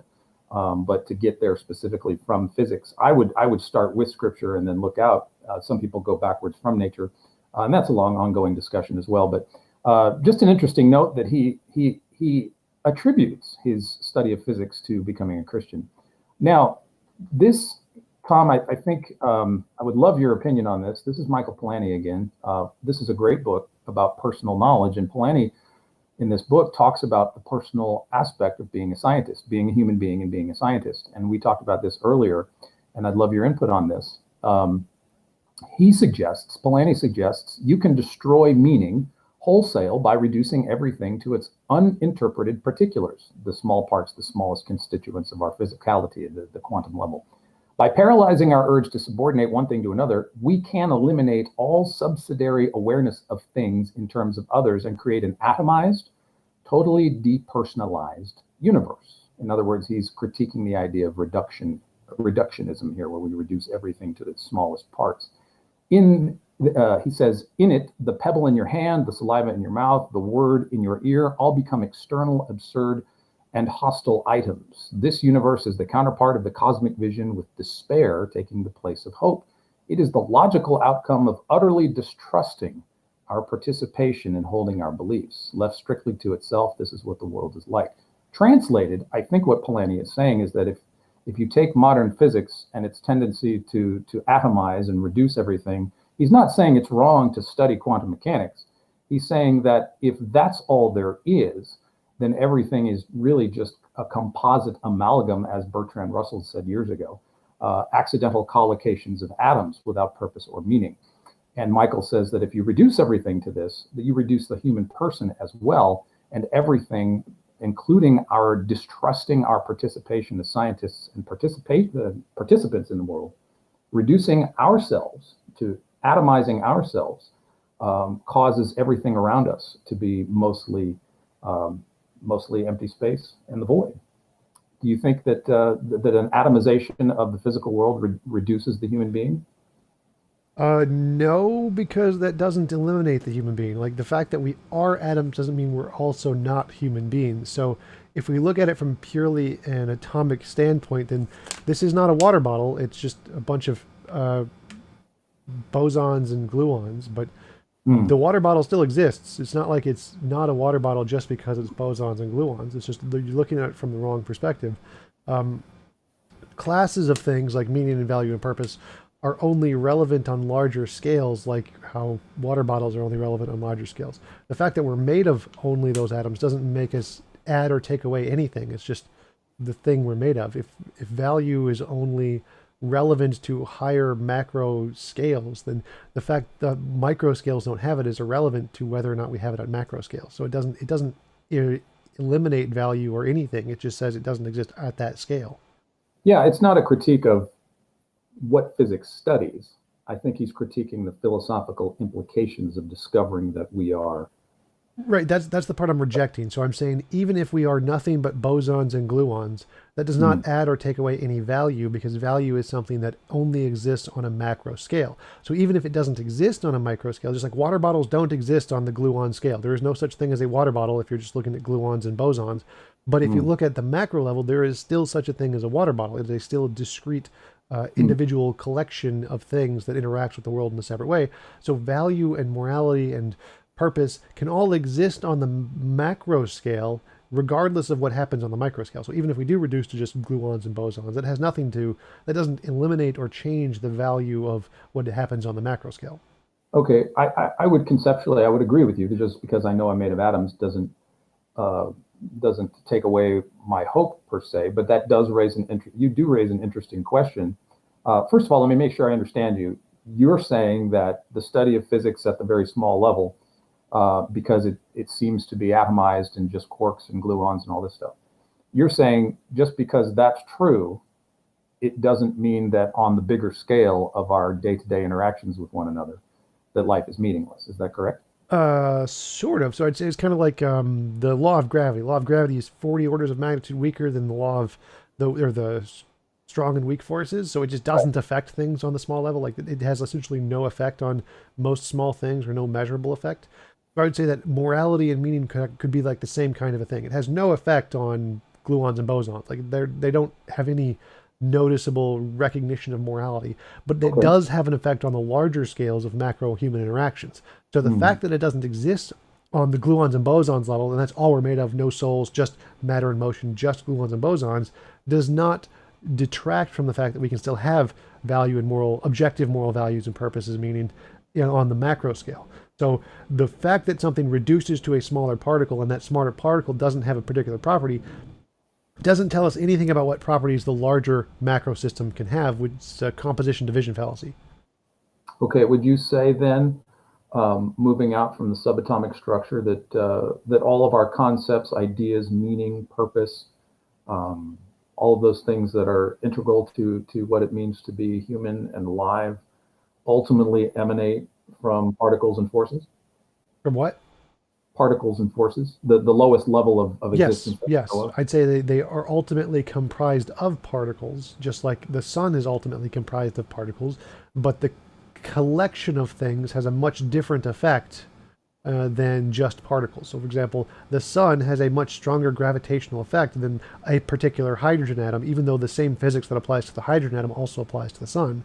So, Sure. it's just like I mentioned before, saying that none of the particulars has a property, therefore the whole cannot have a property, is a composition division fallacy. Like, for example, no brick has the property of being a wall, yet if you put enough bricks together, you can get a wall. So, even though no gluons or bosons has the property of meaning or purpose, if you put enough gluons and bosons together, you can get purpose and meaning. Or no gluon and boson has consciousness. If you put enough gluons and bosons together, you can get consciousness. There are higher order emergent properties that exist, even if they don't exist on the lower properties. The fact that we just all can be reduced to gluons and bosons doesn't in any way detract from those emergent properties existing. Okay. So my next question that follows right into my next question for you, or thought for you to comment upon. From a theistic perspective, I would say that perhaps in reducing everything to its smallest physical parts, including ourselves, we have defeated our ability to trust our reasoning about nature. What do you think? How? That doesn't make any sense. Okay, what is nonsensical about it for you? Origins don't matter. It's a genetic fallacy, like saying that we got our ideas from gluons and bosons or whatever doesn't make the ideas any more true or false or any more justified or unjustified. It's completely So irrelevant. about specifically being able to trust our reasoning about nature or our reasoning in general. Again, Because the origin of the trust or the knowledge is irrelevant. It's just a genetic fallacy. The origin of where they come from doesn't make a difference. Like if I slipped and knocked my head on a table and came up with E equals mc squared, I'd still be right. The origin of the beliefs, whether they come from evolution or particles or a god, has no impact on their truth or not. so you say, let me steel man your argument here, that even though you're saying our origins are ultimately physical with quantum forces and particles, correct? That's you're attributing our origins to that. And you're saying that even if that's true, that gives us no grounds to distrust our cognitive faculties. Is that correct? Yeah, origins are irrelevant. It doesn't give us a way to trust or distrust. It's like if I shook a magic 8 ball and the magic 8 ball said E equals mc squared, it would still be right. The origins are irrelevant to the truth or justification of anything. It's genetic fallacy. So you believe that. Someone asked for the next slide. Oh, sorry. So this would be kind of what I was getting at. Are you familiar with Alvin Plantinga's argument against naturalism? Yep, the evolutionary argument against naturalism. EEAN. Yeah, the EAN. What do you think of that? Same thing. It's a genetic fallacy. It doesn't make a difference. The origin of the belief is irrelevant to the truth or justification of the belief. But what gives you the trust in your cognitive faculties then, from a naturalistic perspective? Justification comes from outside of outside of the self. So, for example, if I have a seizure or something and have an idea pop into my head, now we know that seizures are not a reliable means to justify belief or to come to belief. But if the belief was E equals mc squared, and then I could use that belief and correspond to reality, and it works, makes novel testable predictions, then I'm justified in believing E equals mc squared, even though I know the origin of it is completely wrong. Like I shouldn't be getting beliefs from seizures and trusting those beliefs. But if it corresponds to reality, then I have a reason to trust it. So the origin of the belief is independent of its truth or justification. But if the origin of the belief is sans any, there's no conceptual idea about our evolutionary development of language. So Plantinga is saying that it's begging the question about why could you even trust it at all? In other words, again, the trust doesn't come from the origin. The origin doesn't make a difference to the trust. The trust comes from things after it. Like if I have a belief, regardless of, I don't know if the belief is true or not, I don't know if I should trust it or not, then I use that belief to test it against reality, then I have a reason to believe it, regardless of the origin. The origin makes no difference at all. The origin could be epilepsy, evil demon, round, square, who cares? The origin makes no difference at all. Well, I think that's the fundamental difference, because let's say that I'll grant you're right for this particular segment. Then if the origin of our human being or faculties and intellectual faculties, the origin is literally inconsequential, then what now arbitrates the idea of what we are and what we should do as human beings? Where does that finally come from? I don't know what you mean by what we are and what we should do as human beings. Like, well, are you asking the truth? Like, what is the arbiter of truth? Well, that's reality. Do the ideas correspond to reality? Well, and so the point is that if our origins make no difference, that has a distinct impact on why we're even in this world, which would directly impact your well-being, your mental health, your philosophy, your thoughts.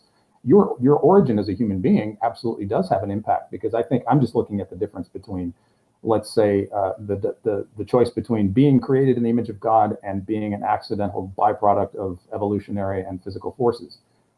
Either one of those worldviews is going to impact how you live and direct the course of your life. Would you agree? I guess so. I mean, beliefs can impact actions, sure. Yeah. So you, whether it's an atheist who does not live in accordance with the idea that God exists, that's going to impact the course and the direction of his life, because he does not believe he came from God's hand. He believes he came from a long chain of evolutionary and physical forces that didn't intend for him to be here. So he's free to do as he pleases, can create his own meaning, do his own thing. But as for the theist, there's that ultimate accountability to our maker to live in accordance with the laws and the purposes for which he has for our lives. And that would definitely impact somebody's life going in the other direction. So I think origins uh, do actually have a fundamental impact on the way we view, as you said a few times now, the way we view reality, because really the reality is it's either created or it wasn't. And that's going to have a distinct impact on how you live your life. Wouldn't you agree? Sure, definitely your belief system has an impact on the way you live your life, but if we just look at the results, it seems like all of the secular societies are actually doing better in every ways and living their lives better than any religious societies. So I mean, definitely there is an impact on what you do based on what you believe, but that's I don't know why that would be relevant to truth in any way. Like I'm just saying, even if it was the case that believing in a particular god like Buddha or whatever made you a better person and made the world a better place, that is irrelevant from its truth. Like I don't understand the point. Well, no, it is directly connected to our truth because I think we all live in accordance with what we believe is true. And so if there is a definite truth to reality, wouldn't we want to be living in accordance with that?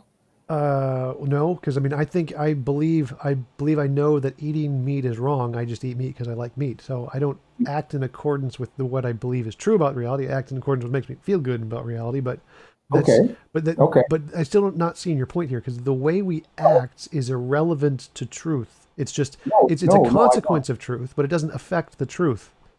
I think you hit the nail on the head there. That you act in accordance with the way that makes you feel good, not with what is actually true. I think that's a very insightful point. I I think say the that exact same is true of Christians. Like, there's no difference there. hey, look, I have many a times, as a believer myself, probably had false ideas about God and false expectations of who God was and what I should do and what He's all about, and I've had my nose tweaked a few times about that. So yeah, I would say that the propensity for self-deception is ripe within all of us, and we tend to live in accordance with what makes us feel good rather than what is necessarily true. I think we both agree on that.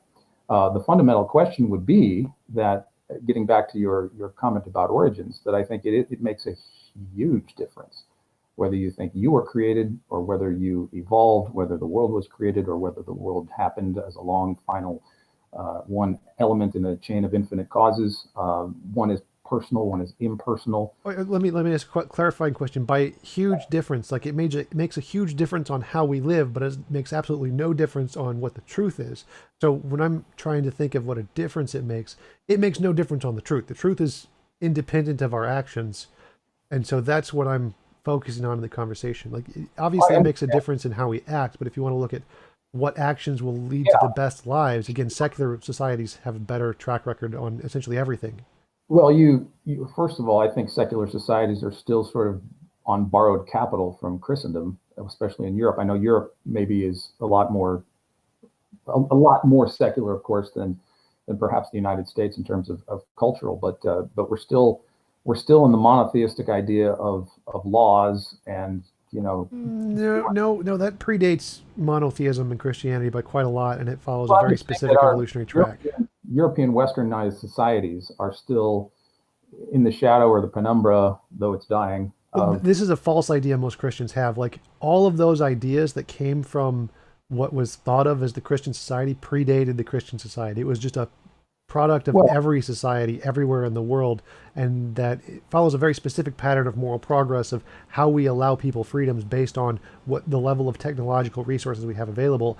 And Christianity was just the majority during that particular time period. Like if you look at Islamic culture, they had all the same laws and freedoms prior to essentially when math was outlawed as illegal. They had all the same things too. And before that, so did Hinduism. Hinduism had the same basic law system of rights as other cultures around the time period. There's nothing special about Christianity. Nothing was unique to Christianity of any of the laws that came about. It just stole it from other cultures and then are now accusing other newer cultures of stealing it from them, which makes no sense at no, all.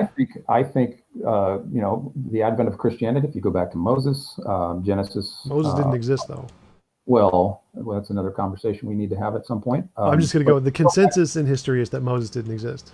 well, if you go back to just sticking for where we're at, that long before anything was written down, God existed and there were societies that pre-existed Christianity. But from the theistic perspective, this continuum of moral strictures that exist throughout the globe make much more sense on theism, that God designs and embeds us with this moral code rather than this accidental evolutionary development where that would necessarily, you wouldn't necessarily predict or find such a semblance of moral code within human beings across race, culture, time, and eons and epochs of history. But this is exactly what you do. And C.S. Lewis catalogs this in his book, The Abolition of Man. He does a survey, historical survey of religious societies where there are codes and laws and precepts that are fundamentally based around the semblance of the 10 words, the Devarim in the Exodus, the 10 Commandments, that this is a similar structure found throughout the world. And on theism, it makes perfect sense that if we're created in the image of God, that we would have this moral code, and we would have it, though there are variations on the theme. The underlying reality of moral code seems to boil down to a few precepts that we all share.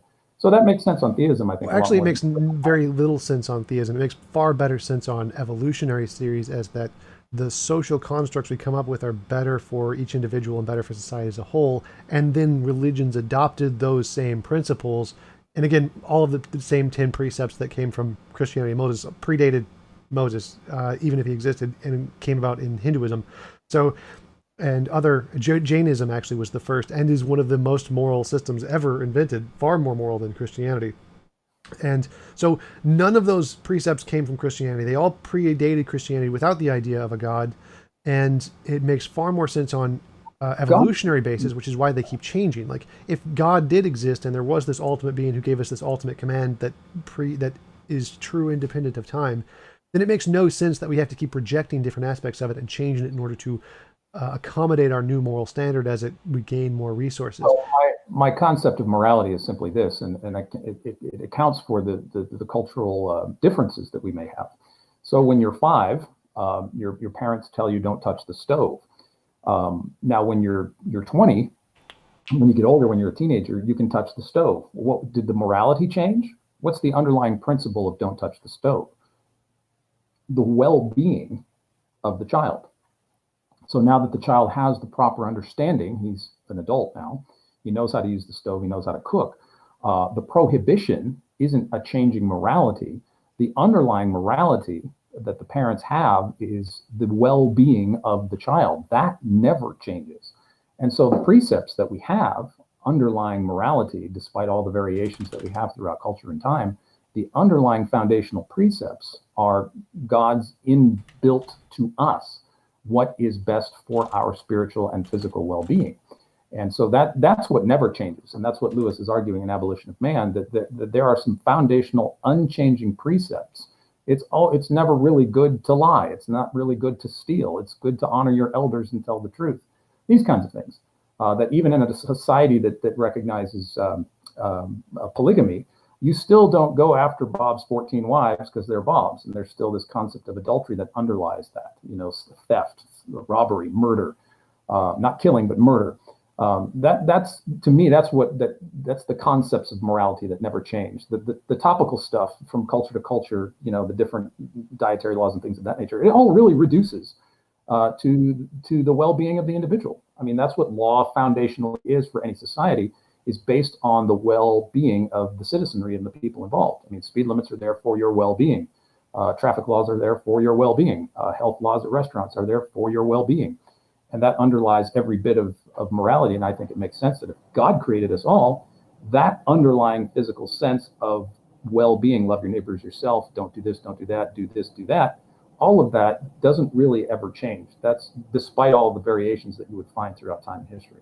Right, I would agree that would make sense but it doesn't make sense in a theistic context, because God didn't say, like the first commandment, well-being is important. He gave a bunch of random commandments, most of which we can reject and just dismiss in most cultures because they don't do any good. With you that there are strictures in a society that change because of the time and culture, but the underlying reality of those, the principles for why those dietary laws are in place, the longer, it's not the dietary laws that are the foundation of moral code.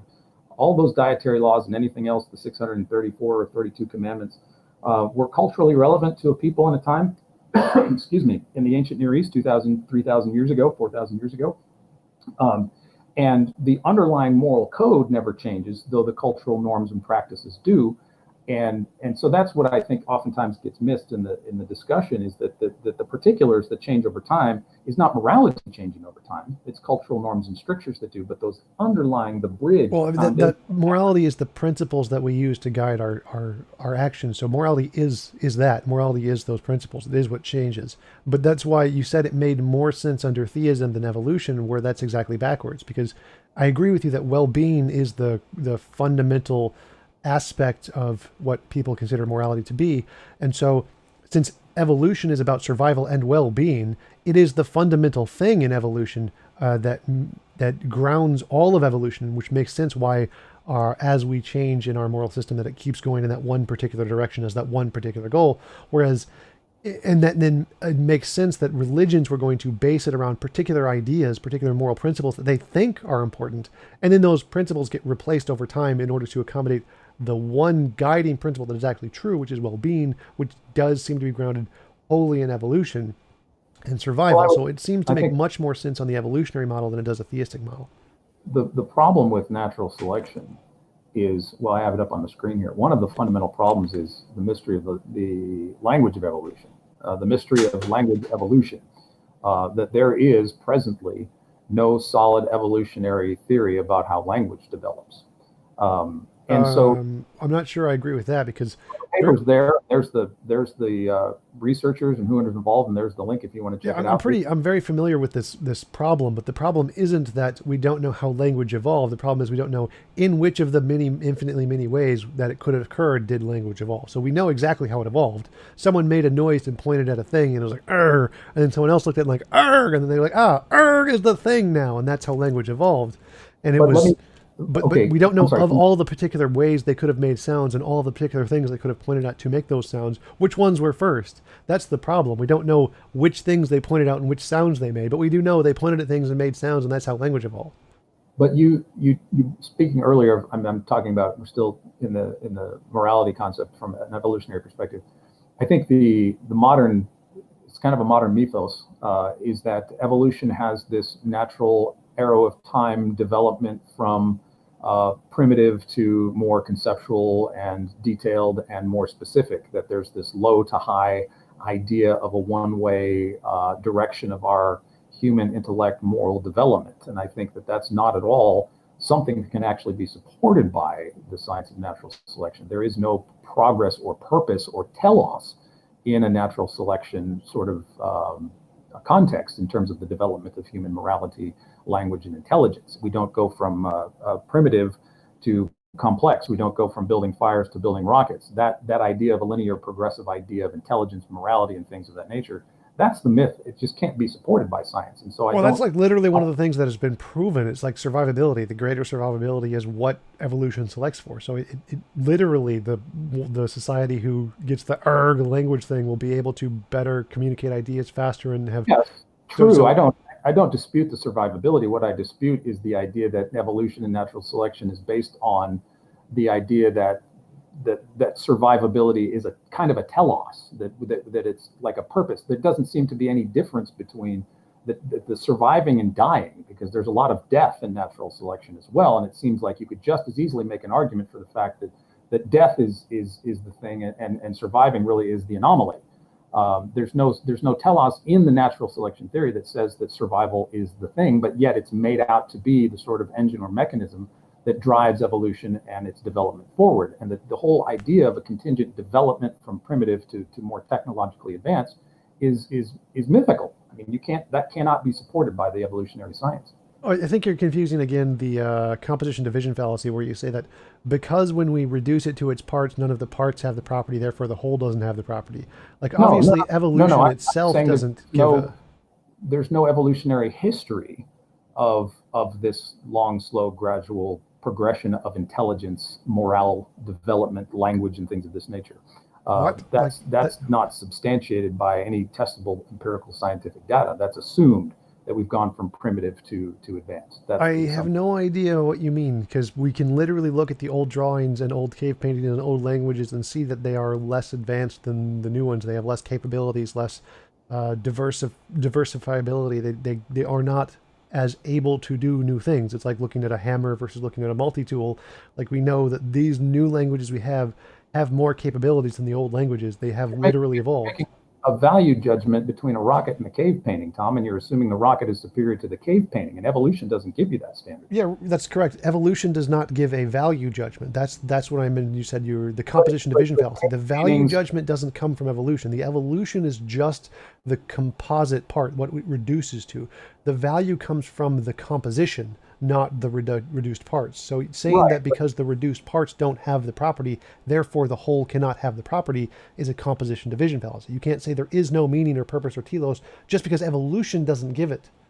But you can't say that we are superior to cave painters because we build rockets. No, but I can say we're superior because their methodology has this many constraints and ours has this many constraints. Ours has more or less constraints on it, so we can do more with it. I can say that this tool we have can do more than that tool they had. And based But on doing that criteria, I can say it's all better. doesn't establish superiority. What? I mean, that's just a quantitative value. It doesn't establish that you are superior. It just says you're doing more than they did. It doesn't say that you're superior to them. Right, right. So it's better at X. So if I can say, here is some task X, and we can do task X in X amount of time, and they can do it in more time, but not less time, we can say it's better at doing X.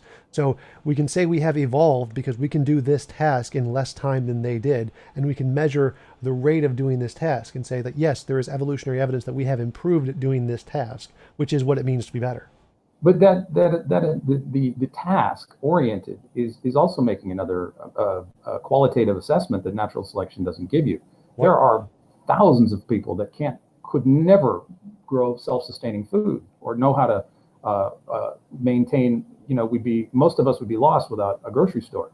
But our ancestors could farm, hunt, fish, tell time, look at the stars, and do all kinds of things. The skills that we've lost. Yeah, but the So, task is survivability. You don't need to hunt and fish for well, survivability if you have agriculture. So the, the fact that we have other ways to accomplish the same ends to grant survivability and complete the task of survivability more effectively means we are better at survivability. Well, again, that predicates that survivability has a particular value that natural selection doesn't give it. I mean, you could easily argue that natural selection gives death a Well, preferable. again, natural selection does not give any value. It doesn't need to. It's Right, again, but you're making value judgments using evolution that evolution doesn't no, give no, you. no, no. Remember. You can, if no brick has the property of walls, but if you add enough bricks together, you can get a wall. The fact that evolution, natural selection, those are the bricks, and it doesn't have any value in it, does not mean that when you add those together and see the consequence, you can't get value. The fact that evolution doesn't give value on in and of itself doesn't mean we can't get value in the results of evolution. Those are two Oh, separate I things. agree. The value is subjective. It's not coming Well, from no, no, no, natural. no. It's objective. You can still have an objective value independent of the source. Again, the origin of I would. evolution doesn't make a difference to value. It does not reduce the fact that it can reduce to just evolution or just gluons and bosons does not in any way take away from the value at all. The But origins don't make a difference. the value is subjectively determined by the individual. No, again, so I'm saying I'm a moral realist, so I believe in objective morality, objective purpose, objective value, et cetera, et cetera. All of those things you can have regardless of if evolution is true, regardless of if we're only just gluons and bosons. The higher order macro properties don't lose value just because the lower order ones don't have it. That's how emergent properties work. Yeah, I understand what you're saying. You see that there is value, but I'm saying that value is not determined by anything other than the individual placing a value on it. It doesn't come from the science of natural selection itself. You are making a determined value that rockets are better than cave paintings. No, no, no, And no. Again, so I'm a moral realist. I believe there is an objective truth to these things. There is objective moral value and purpose and meaning. So those things are true independent of anyone. And the origin of it doesn't make a difference. It doesn't matter if we're just gluons or bosons. It doesn't mean that we still have objective moral value and purpose and meaning. It doesn't matter if there's only natural selection and a selection for survivability. That doesn't in any way affect moral purpose, value, and meaning. They're completely separate topics. Saying that because we're only bricks, therefore we can't ever be a wall is just a composition fallacy. You can't, the combination of the individuals can give a new emergent property in the whole. So even though evolution selects for survivability, and evolution doesn't give us any value system, any like inherent value system, that doesn't mean there isn't an inherent value system. The Yeah, origin doesn't make a difference. yeah, no, I'm following what you're saying, but I think we haven't established, and I'm not blaming you for it. We just haven't established what you believe the source of these values and judgments and things are. But that could be another topic. We want to stay on the conversation of our thing here. I'm sorry to get you sidetracked on that. Sure. You want to go back to this language, and I'll finish up with this argument from language. So from a theistic perspective, because I'm grilling you, so I'll share mine. Who has made man's mouth? Of course, where does the speech come from? And I think I like this passage from Exodus. Whether you believe it or not, it's a funny story. God comes to Moses and says, go to Egypt, and Moses is talking with God at the burning bush, and he says, please, Lord, I've never been eloquent, neither recently nor in time past, nor since thou hast spoken to thy servant, for I am slow of speech and slow of tongue. The Hebrew means heavy of speech and heavy of tongue, and many people have thought that Moses was meaning that he was a stutterer. But the Lord said, who has made man's mouth, or who makes him dumb or deaf or seeing or blind? Is it not I, the Lord?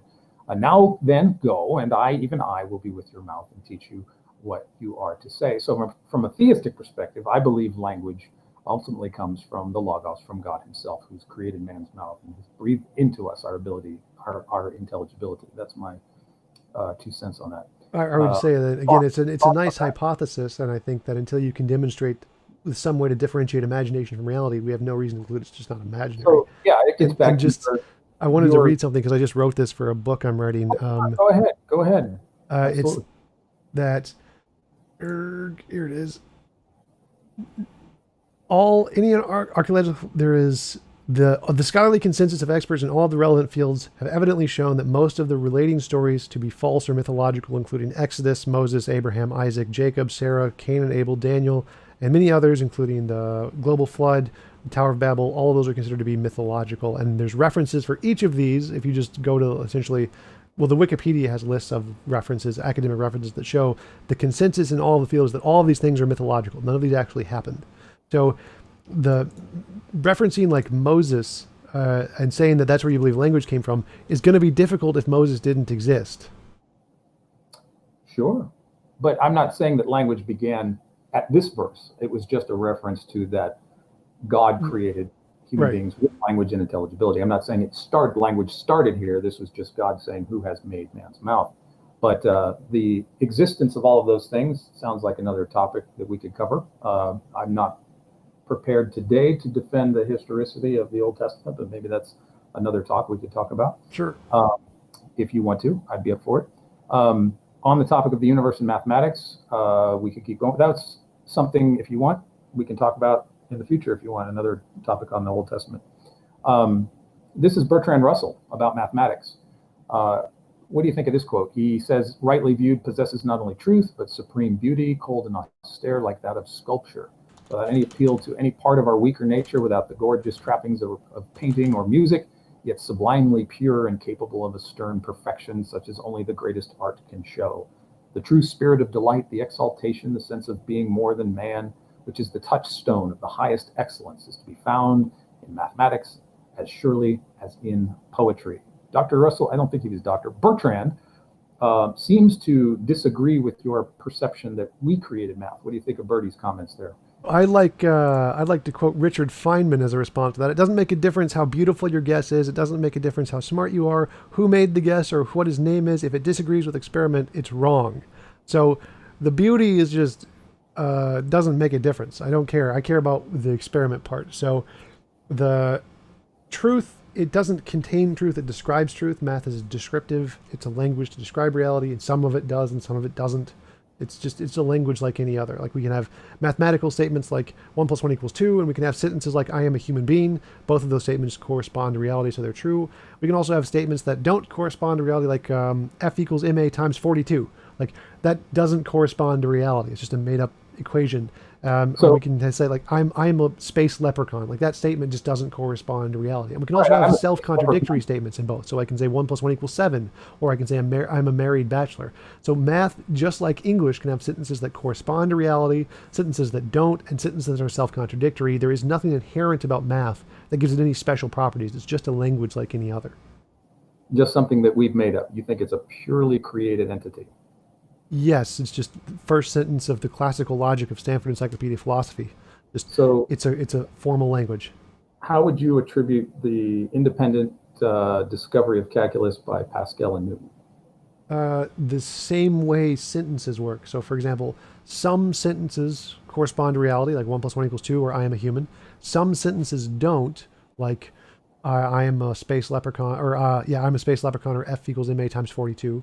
Those statements do not correspond to reality. So we have these things, these languages that are evolving, just like English and Japanese and Spanish and German and French and Greek, and they all describe the same things independently of one another, just they use different words to do it.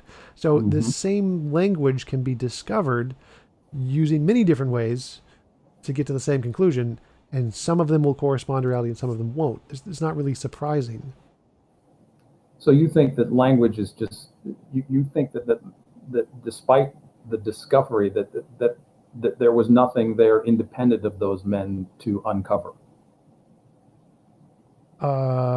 There's the relationships exist. Like there's many different mathematical ways that you can use to come to the same conclusions, or there's different kinds of observations you can use to come to the same conclusions. Like there are several people who came to the conclusion the world was round or went around the sun at the same time using different methods.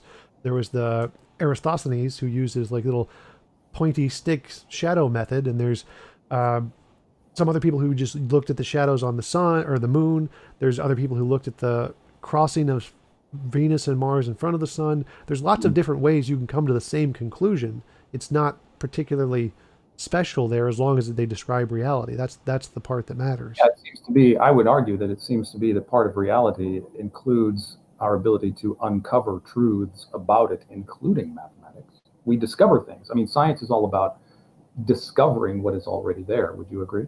Yeah, we make up lots of hypotheses and we see which ones work and which ones don't. That's But what reality is discovery like is. a treasure chest. We go digging into it and we find things. And I think we have, to some degree, found mathematics within the space-time fabric of our physical universe. I know we probably disagree on that. What do you think of this quote by Eugene Wigner from his essay, The Unreasonable Effectiveness of Mathematics in the Natural Sciences? He calls it, now he was not a theist when he says miracle. He's not coming from a theistic perspective, but he's surprised. His 9-page essay, I think, he's expressing surprise that we should be grateful for it and hope that it will remain valid in the future, and that it will extend for better or for worse to our pleasure, even though perhaps also to our bafflement, the wide branches of learning. He calls miracle, the mathematics, the appropriateness of it, its applicability to nature. He calls it a miracle. What do you think of this quote? I just quote Paul Davies in his interview with I forgot his name. It was on Closer to Truth, Robert? and yes, Robert Lawrence Kuhn, I think.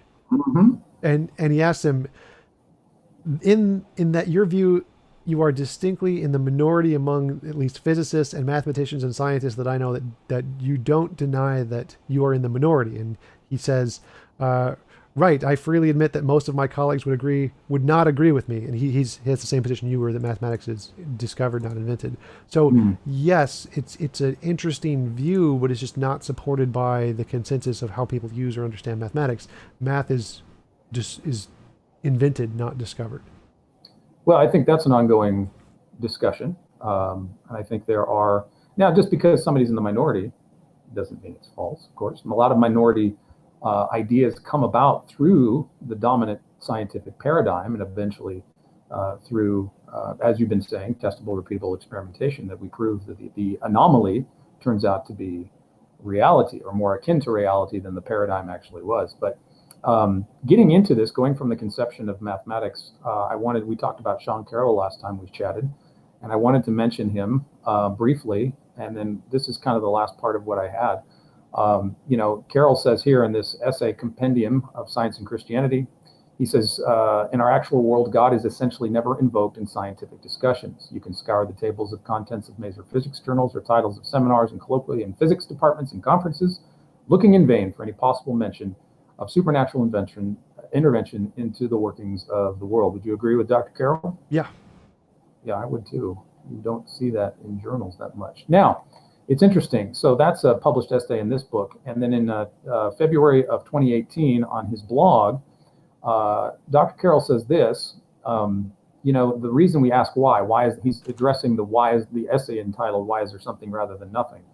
He ultimately concludes that the demand for something more, a reason why the universe exists at all, he suggests, is a relic piece of metaphysical baggage we would better off to discard. So he thinks asking why questions, why is the universe here, we should stop asking those questions. What do you think of this? Well, it's not specifically why questions, it's asking why does the universe exist at all? Like, because in most naturalist view, the universe is the necessary eternal thing that's always existed. So asking why does the necessary thing that always existed exist is ridiculous, which even theists agree with. Like, they think that their God necessarily exists, so asking why does it exist makes no sense. Carroll's just saying the same thing. It's just the thing we know exists and is most likely the necessary existing thing is just the universe. So asking why did the universe exist makes no sense, just like asking why did God exist makes no sense in the theistic worldview. So you're getting at the heart of what he believes, and I think you probably share this, that he argues that any attempt to account for the existence of something rather than nothing must ultimately bottom out in a set of brute facts. The universe simply is without ultimate cause or explanation. Would you agree with him? Yeah, exactly. It's the same thing theists claim about God. It's just it's his necessary existence. It's his property of his nature. And then we just say the same thing about the universe. Get rid of the God and the supernatural and the things we don't have any evidence for, and just say this necessary thing. Well, it's just the universe. The universe is the necessary thing.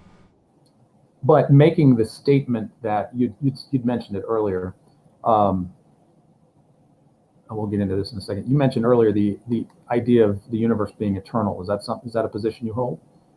Yes, depending on what you mean by eternal. Yes, that is the Well, consensus that in would be my physics. clarifying question. It seems like there could be different ways you could explain what you mean by eternal. What exactly is, in terms of a scientific concept, what exactly is your understanding of a physical universe like ours being filled with entropy? How can you suggest that it is eternal? What is your definition of eternal? Well, there's multiple definitions in physics of things that existed past eternally and things that had a beginning, sort of, like, or things that necessarily exist on their own and didn't have a past eternal thing, like things existing outside of time. There's definitely theories of that. There's theories of both natures. So the entropy, the second law of thermodynamics, as is the consensus in everyone in physics, including the authors Vilenkin and Guth and Bohr, Mm-hmm. Mm-hmm. the inflation had a beginning. Inflation does not mean everything. Inflation is just a particular kind of a thing that exists in the universe. And so its beginning tells us nothing about the larger state of the universe, the larger state of everything. Sean Carroll's own model has just a reversing entropy, where entropy which collapses at the Big Bang and then goes in the opposite direction back in time, just like it did in forward in time. And spontaneous inflation with baby universes model right there. That's a different model. So just because there's multiple models, Sean Carroll's model is just that entropy had a collapsing point and it goes backwards just like it did forwards. Yeah, isn't that the Carroll-Chen? Is that something else? Yeah, I think it is. I thought this is his eternal model, the red thing there, spontaneous inflation with baby universes. Is that different than his? There's multiple ones, so he presents different yeah, ones. This is the one we talked about last week, the 17 different models he looked up that are all eternal cosmologies. Could be. So in a nutshell, Tom, for you, what is eternal? I don't take a position on it. Like, I'm happy with either necessary thing outside of time or past infinite regressive time. Either one is fine with me. Okay, but an eternal state, as I would understand it, so that would be different than an infinite set. If we get into Cantor and number and set theory, that you have in an infinite set, you have a series of things that change over time. So part of the definition that I understand classically to be eternality is it is changeless and timeless. But in an infinite set, you have a series of successive events which signify time. So there is a problem with, I think we would probably, would you agree with the distinction between an infinity and eternal, as eternal being timeless and changeless? So I define there's two things there. One is a past infinite series of events, and the other one is a necessary entity outside of time. Both of those are kinds of eternal, and either one of those are possible. But either one of those are purely natural explanations of the universe. You don't need anything outside of physics for either of those. But we do go beyond, if you go beyond inflation, you do go beyond physics. Would you agree? No, that's wrong. How do you know that? Because there's physics beyond inflation. Inflation is a particular thing in physics. It's like there's lots of Well, other things that I'm are not saying outside of inflation. Yeah, inflation. The Planck time. From split second forward, we have some data, but I'm saying that beyond. I hate to say before because that's a muddle, but beyond inflation, we're not doing physics anymore. We're doing metaphysics. No. So again, it's still physics because they're still only combining like principles, particles, and laws in physics. They're not adding anything that isn't in physics. They're just adding more physics. They're saying if we remove this part of the equation, what are the other things we are left with that we can do, that we can utilize to explain things? You can't have a physical testable experiment that goes before or beyond inflation. Not yet. You can't. That isn't. But again, that doesn't make a difference. It's still physics because they're still only allowed to use things that have already been verified. So they're only allowed to use combinations of principles and particles and laws that have been demonstrated to exist. And then they remove certain kinds of those things, including inflation, and then the ones they're left with, which can exist independent of inflation, are the ones that can exist before the Big Bang. But you finally are okay with something, lack of a better term, before or beyond the inflation as eternal or infinite? Yeah, either that one could be outside of time, or one could just be an infinite past regression before inflation, and that's totally fine too. So why don't you take the conceptual step and attribute it to God? I'm wondering. Because it's an additional unnecessary assumption. It's like saying, what is 85 million and 37 times 4 divided by 12? And somebody says it's 4, and I'm like, I don't think it's 4. That's my position, is I don't think it's 4. Like saying it's God is just has all of this unnecessary baggage that is there's nothing to justify, and there is no basis in physics. Like, there's no basis in physics for a non-physical mind. There is a basis in physics for other physics things that's before the universe. That's fine. Well, a non-physical mind would be above and beyond physics because it would be the origin of physics and knowledge and all of the other things that we talked about in fine-tuning. That the mind. What? Behind the universe, it seems a reasonable proposition to suggest that all the numerical data that we have in tallying up what the universe is like suggests a mind. Are you familiar with the carbon, Fred Hoyle's research into the carbon atom, the carbon-12? He says that. It sounds familiar, but again, I would say that none of the evidence indicates a mind. None of it. There is no basis for a non-physical mind. That's like if you see my previous example of there's a hoof print in the snow. What caused it? And you say a unicorn. The footprint isn't evidence of a unicorn because there's no independent evidence of unicorns. So saying that there is a mind, a non-physical mind that caused the universe is completely unfounded. What are the artifacts of mind? What would you consider to be elements or artifacts or processes, the results of mind? What would you attribute to a mind? I don't know what you mean. But I specifically said non-physical mind. So if it's a non-physical mind, because I think mind and brain are like the same thing. So if you're saying we have evidence of brains with consciousness, and so if you want to say a brain with consciousness does stuff, but what's an artifact? Let me ask a better question. What's an artifact of intelligence? I don't know what you mean. What is artifact? Yeah. What would be the result of an intelligent process for you? How would you define something that you could see? Oh, that was the result of intelligence. There is no such property. There's no property of that was intelligence. There is here is the physical processes we know about, and the physical processes don't produce something. We've seen minds do this other thing, therefore it's reasonable to conclude this other thing is done by minds. So yeah, that would be applied to the universe, that we look at the universe and the structure, the mathematical quantities and constants of the universe, and it looks like the product of a mind. Yeah, that doesn't work at all because we've never seen minds construct physical constants of the universe. Well, we've seen minds construct much more simplistic things like machines and computers and cell phones and rockets and cave paintings, and we've seen the qualities and artifacts or the result of intelligence. But you look at the thermonuclear structure of stars like our sun, for example, with the proton-proton chain, how fusion reacts. You have this very delicate balance of perfect delicate balance of fusion going in the heart of the stars with the external gravitational mass balancing that. And this goes on forever and ever and ever, and it goes on repeatedly throughout the universe, this ultimate balance between nuclear fusion and gravity. But none of that has any analogy to human design at all. Like that, there's nothing connecting those two. Well, of course there is. It's knowable. It seems very precise. There's mathematical regularity. There's photons. We get information in the light that comes from stars. We know how to deduce the chemical compositions of stars just by their spectra. There seems to be a great deal of information just coming out of the spectra of stars that we can deduce and process. You The don't fact that find we that? can see things isn't evidence that the stars have any property of mind to them. So you have to rule out all of the ways we get the information. So the fact that we see things, that doesn't matter. The information, that doesn't matter. The fact that there's a pattern to it, that doesn't matter. Because all of those are just everywhere in everything that has nothing to do with the mind. So those aren't evidence of a mind. In order for it to be evidence of a mind, you'd have to say, we can see minds doing X. And so there, here we see X, therefore it's reasonable to conclude X was a mind. Do you see my mind doing something?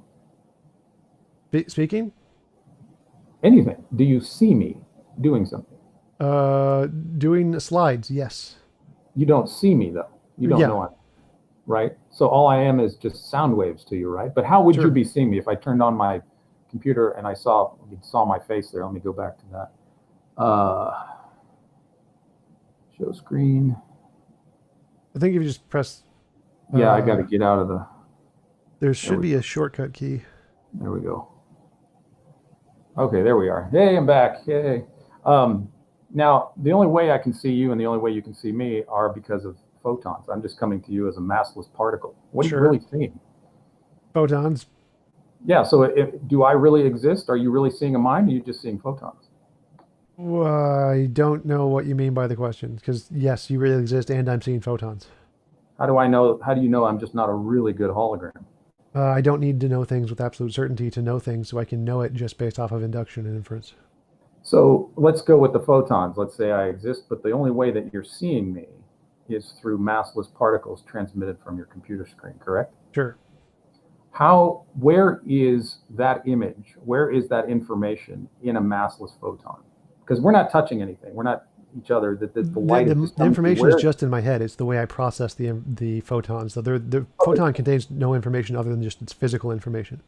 But there's nothing physical in the photon. There's no mass in a photon. No, it's still physical. The mass and physical aren't synonymous. So photons still have physical information in them. Yeah, right. The information. Where's that coming from? What is that? Information is just a measurement of the limitations of the physical properties due to its laws. That's the information is just the physical properties of the object. Does the information in the photons mean something, or is it just your own perception? I think you're Does it have conflating two objective, different like, things. the things that the photon are conveying to your mind, are they objectively real, or are you just imagining them? I think you're conflating two different kinds of information. Like information in physics is just the properties of the object. It has Right, nothing to I do with the understand mind. that. And so I the understand that. information in my mind is information that I am imposing based on the way my brain works. So the information is just the way the brain processes stuff gives it information.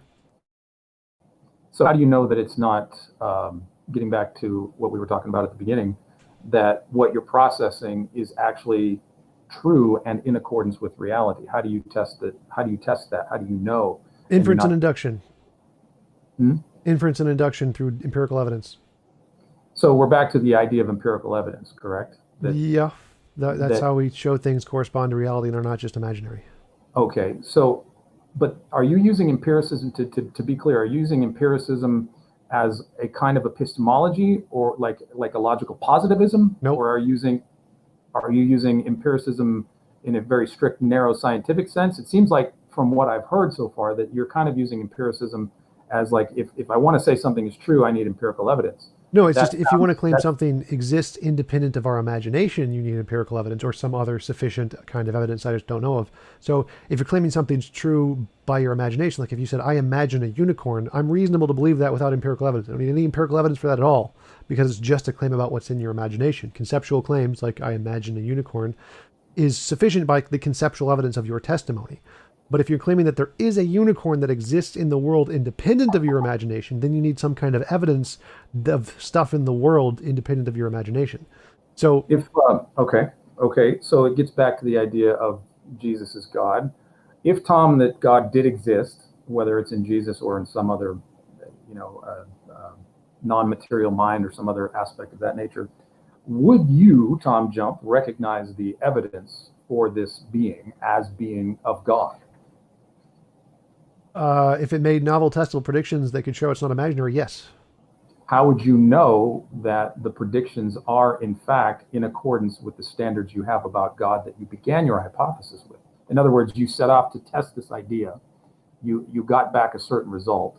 How do you know that, A, number one, your hypothesis isn't imaginary, and two, the results you're actually getting are actually coming from the God who exists? Uh, so with any hypothesis, you start with just an idea in your head, and then you say, if that idea corresponds to reality, we can do some demonstrable test to show it. And if it does, then if it confirms the test, then we know it's not just your imagination. If we've confirmed the test, it's now something in reality, not your Right. imagination. Right, but you still need a standard for what God is like to be able to confirm a test. You have to have a Nope. ruler of Nope. some Nope. of some degree. That's all on you. So you make the hypothesis of whatever you want your God to be, and just give me the test. If I get the results, then whatever you define is correct. If you say God's a round square and it gives me results, I'm happy with that. So well, I was just assuming that we were still talking about Jesus as being divine. How Well, would you? so for me, the all of the confirmation just comes from the test. If the test is correct, whatever you define God to be, it could be a round square, it could be Jesus, it could be pixie monkeys. I don't care. All of that is confirmed if we get the test right. I don't care what the nature of God is. But what standards are you using to determine this? I know I hear your methodological approach to it. What I'm not hearing is how would you finally know that this test conclusively proves that Jesus is God? How would you know, or how would you know that you can safely say that this test yields that Jesus is not God? It seems like you have to have some kind of upfront, like if I'm testing for carbon on the moon, I know exactly what I'm looking for, right? There's a certain structure to this particular carbon. I can go get some samples. I can bring it back. I can look at it. Ah, yeah, carbon 12. Look, it's right there. So the same thing goes, I think, for Jesus here. If you're saying conclusively, yes, this is him, or no, this is him, you have this idea in mind of what this is going to yield up front. And so how do you conclusively know that a test would yield Jesus as God or refute the idea that Jesus is God? How would you know that? Well, that's on you. You have the hypothesis that Jesus exists, so you would need to tell me what hypothesis we could test, because I don't know. I mean, I don't think Jesus does exist. So I don't. But I can make up a hypothetical model of Jesus that can give me. Right. This. Well, let's take your idea that Jesus is not God. That would be a positive claim, right? No, Why not? because everything is imaginary until demonstrated otherwise. Like for Well, example, I think that's a claim that needs to be clarified, is that okay, everything is imaginary until proven otherwise. I don't think you can actually justify that empirically. yeah, we can. We can say that I have an imagination that there is a horse in my backyard. We can go look. Nope, no horse. So that was an But not, I imaginary mean, claim. that's one thing, but it's not to say that everything is under that umbrella, because we don't run around trying to empirically test everything that we share and know. I mean, you and I have exchanged ideas without running off to the lab and trying to empirically prove them. So it's Uh, so so you're so literally every idea any human has is necessarily in our heads first. That's what idea means. So any idea that Jesus is God, or that there is a round square, or that there is a pixie leprechaun, or that any idea any humans ever have always are always going to be in our heads necessarily. They can't start somewhere else. So we start with all ideas are in our heads. That's just a necessity of the fact that there's nothing external to us that cause these ideas to happen. Everything is internal to us. There's no external influences at what all for these ideas. the cause is irrelevant here. I don't care what causes the ideas. We just know their ideas are in our head by definition. That's what an idea is. So if I said that everything is imaginary until demonstrated otherwise, it's because literally every idea starts as imaginary as a necessity. It's just what an idea is. So then you need to show that it's not just imaginary and it is also something else, like But real. how would you finally determine that if I say, okay, so I'm giving you a cumulative case here, mathematics, scripture, the universe, et cetera, and I'm saying that these point to the glory of God in Christ, and you reject that. On what grounds are you rejecting that? You just keep saying None of that it's it's empirical. just All of it's imagination. conceptual. Hmm? All of that's conceptual evidence. All of it's just imaginary with no empirical basis. So you need the empirical basis, and then one empirical basis is good enough. You don't need the cumulative case. No matter how many conceptual things you add up, like I imagine a unicorn now, I imagine a unicorn in 5 seconds, I imagine a unicorn in five more seconds. No matter how many times I imagine a unicorn, none of that's ever evidence of a unicorn. You need the empirical basis of something in the world that we can demonstrate for it to qualify. No matter how many imaginations you do, doesn't matter how good your imagination is, that's never going to be evidence of a unicorn.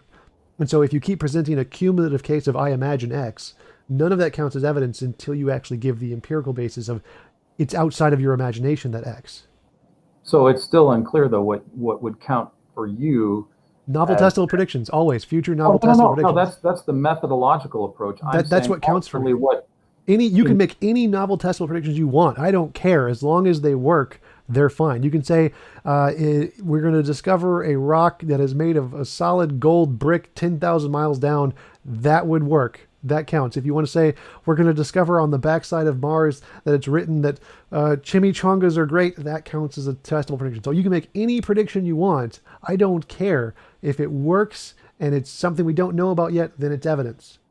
what if Jesus was God? What predictions could you make that would have come That's true 2,000 years later? What predictions would we assume to see as the reality of him being God? that's on you. That's your hypothesis. Like I don't think Jesus existed, so if you would have to tell me what predictions we could do. Like I can make up different interpretations of Jesus that would make them. I could make them up. I can make up my own model of Jesus that would Right, that's make what I'm getting at. predictions. How do you know that the Jesus that you're rejecting is substantially that you're correct in your hypothesis that you are correct to reject this because you think there's no evidence? To me, that implies you already a priori have a standard of evidence in mind by which you measure this and say, I reject this. I don't think he exists. I don't think this is true.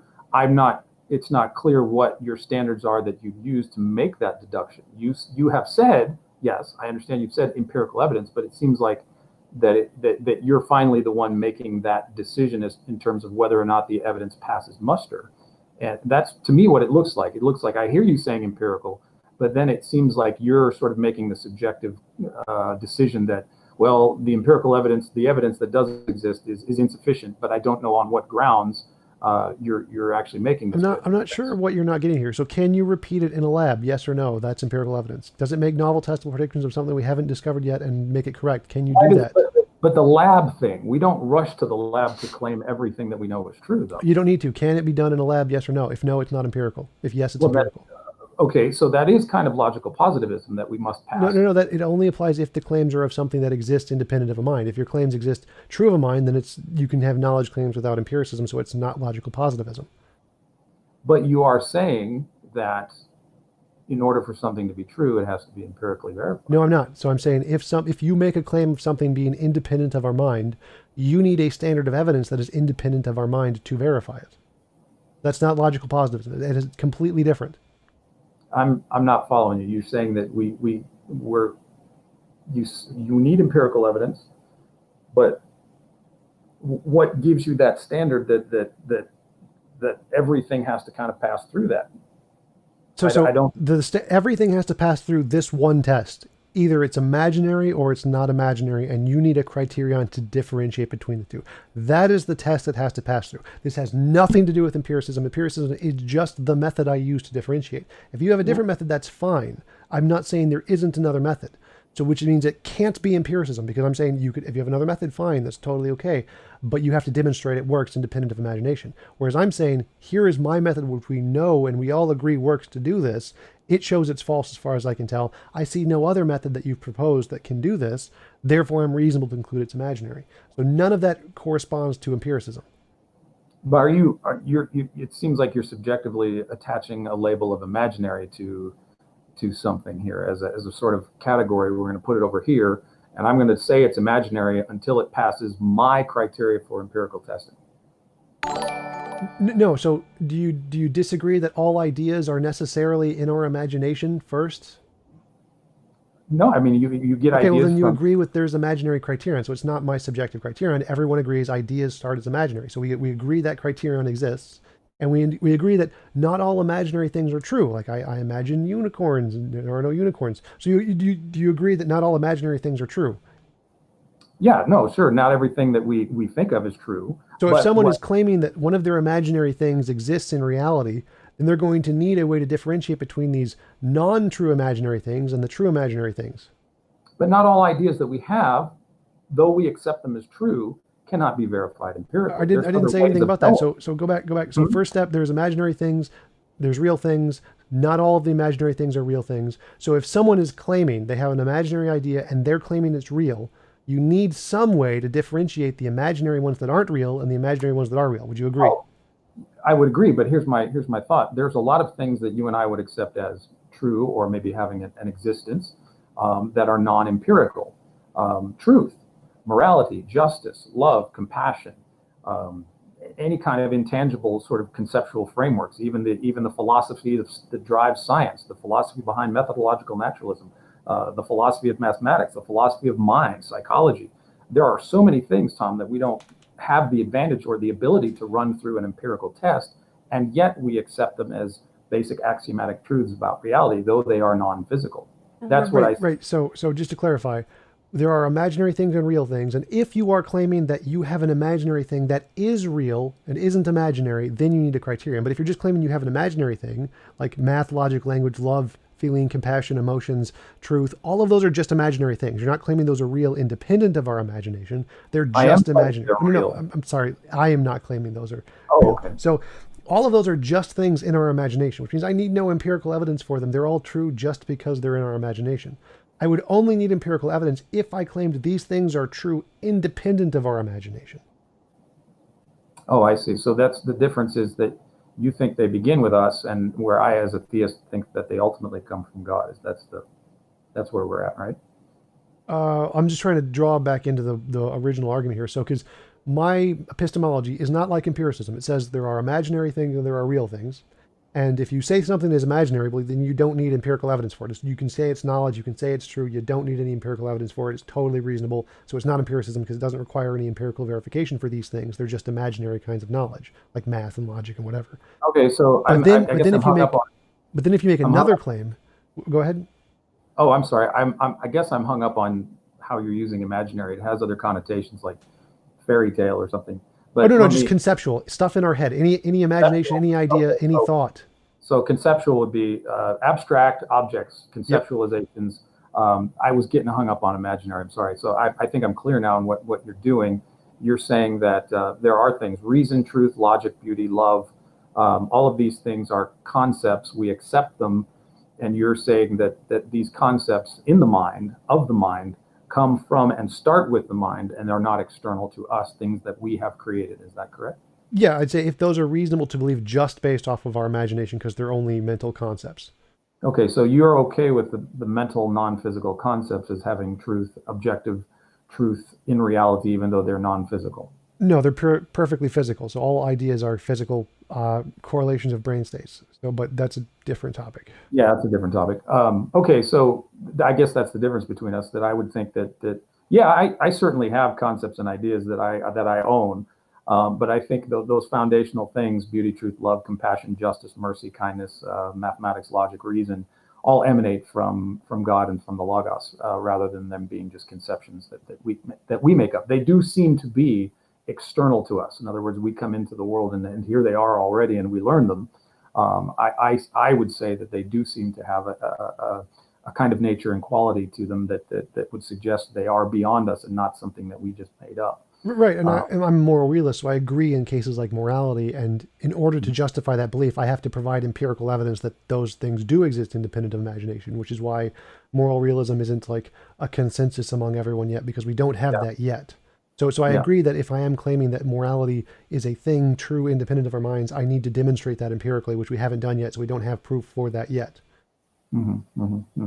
I think I would agree. I'm a moral realist as well. I think the foundational grounding of morality emanates from God. But um, anyway, I've enjoyed our talk, Tom. I don't know. Did you want to go down a trail that we haven't crossed? Did I sidetrack you? Did I? I Well, was there's trying to. still the thing because you keep claiming that you don't see the difference between my criterion. I'm wondering if you understand it now that there's the conceptual stuff in our head. If you're just claiming it's conceptual, you don't need empirical evidence. You only need the secondary criterion if you're claiming it's true independent of our imagination. Does it make sense what the criterion is now? It's not just a subjective thing I'm making up. It's should be pretty clear outlined what the criterion is for differentiating these two.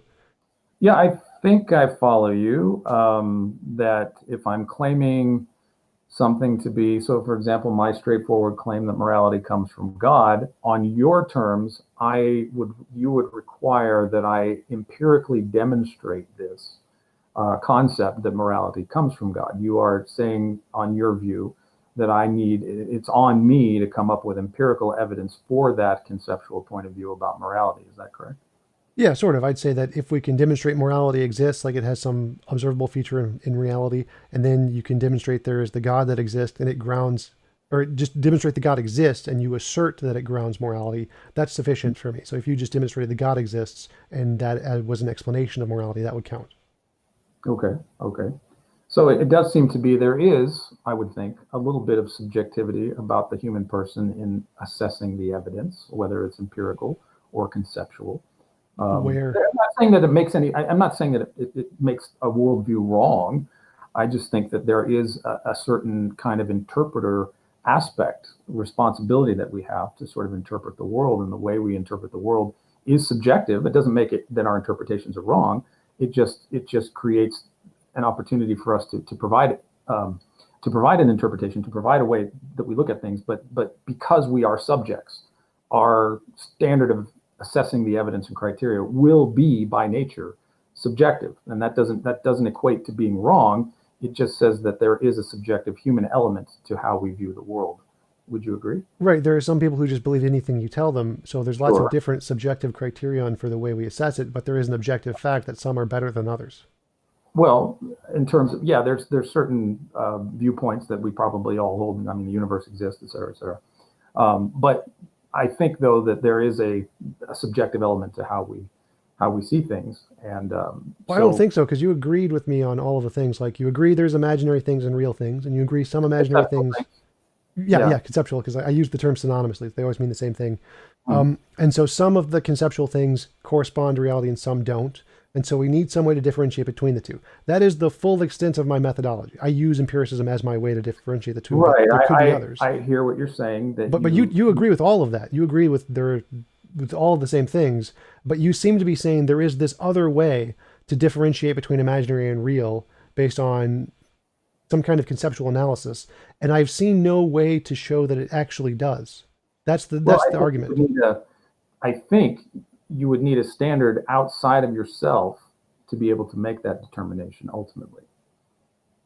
The objective So criterion, yes. So we've been using the term this afternoon about reality, but we haven't defined it. We've assumed it as a standard, but That we've which not. exists.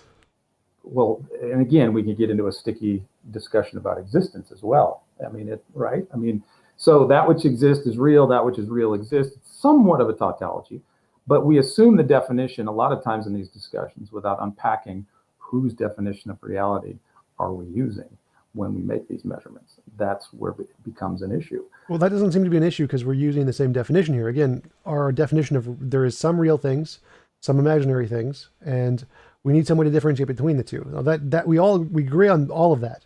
So now I use empiricism to differentiate between the two, and you are using some other method. You're Well, using let's just take something. So love, is love as real as a book or a desk or a computer or my switchy or my mm, headphones? Is no, I'd say that love is just a mental process, conceptual. is it real in your worldview? Is it real? Yes, Okay. Is it? But conceptual. All conceptual it's things are also non-physical. real. Are you saying it's non-physical or physical? Physical. Love is so for you. Love is physical. How do you Yes. demonstrate that? Novel testable predictions about brain states and the feelings of love and how we can manipulate them by different kinds of chemical interactions in the brain. But can you pinpoint love to a specific chemical reaction? Yes. Okay. How would you do that? What chemicals react to give you love? If we can make testable predictions and say, well, if love is a result of oxytocin and we use an SSRI to deplete the ability for oxytocin to be represented in the brain, people will stop feeling love. We give ourselves and them oxytocin. We say, oh, or SSRI to stop oxytocin, then we stop feeling love. And we say, oh, look, our testable predictions had a confirmed physical result. Therefore, So our love is just a induced chemical feeling. Is that what you're saying? that's the hypothesis. And if that hypothesis makes testable results which are confirmed, then yes, that is a reasonable conclusion. But you're assuming on the outset that love is physical, right? Going into the experiment, you're saying love is a chemically induced feeling or emotion, right? That's the hypothesis. We don't assume that. We say that's the hypothesis. And if we can Where are you confirm on it, that now? then we can say, yes, it's physical. So you even without the test, you're saying love is a physical chemical No, reaction. no, no, no. So the test is we can come up with imaginary hypotheses which tell us nothing. So we have this idea that love is physical. We don't know, but that doesn't, you can't just conclude it is based off of that. That's just a made up hypothesis, just like God is all powerful or whatever. They're equally unsupported. Then we say, if this is true, we can make testable empirical results.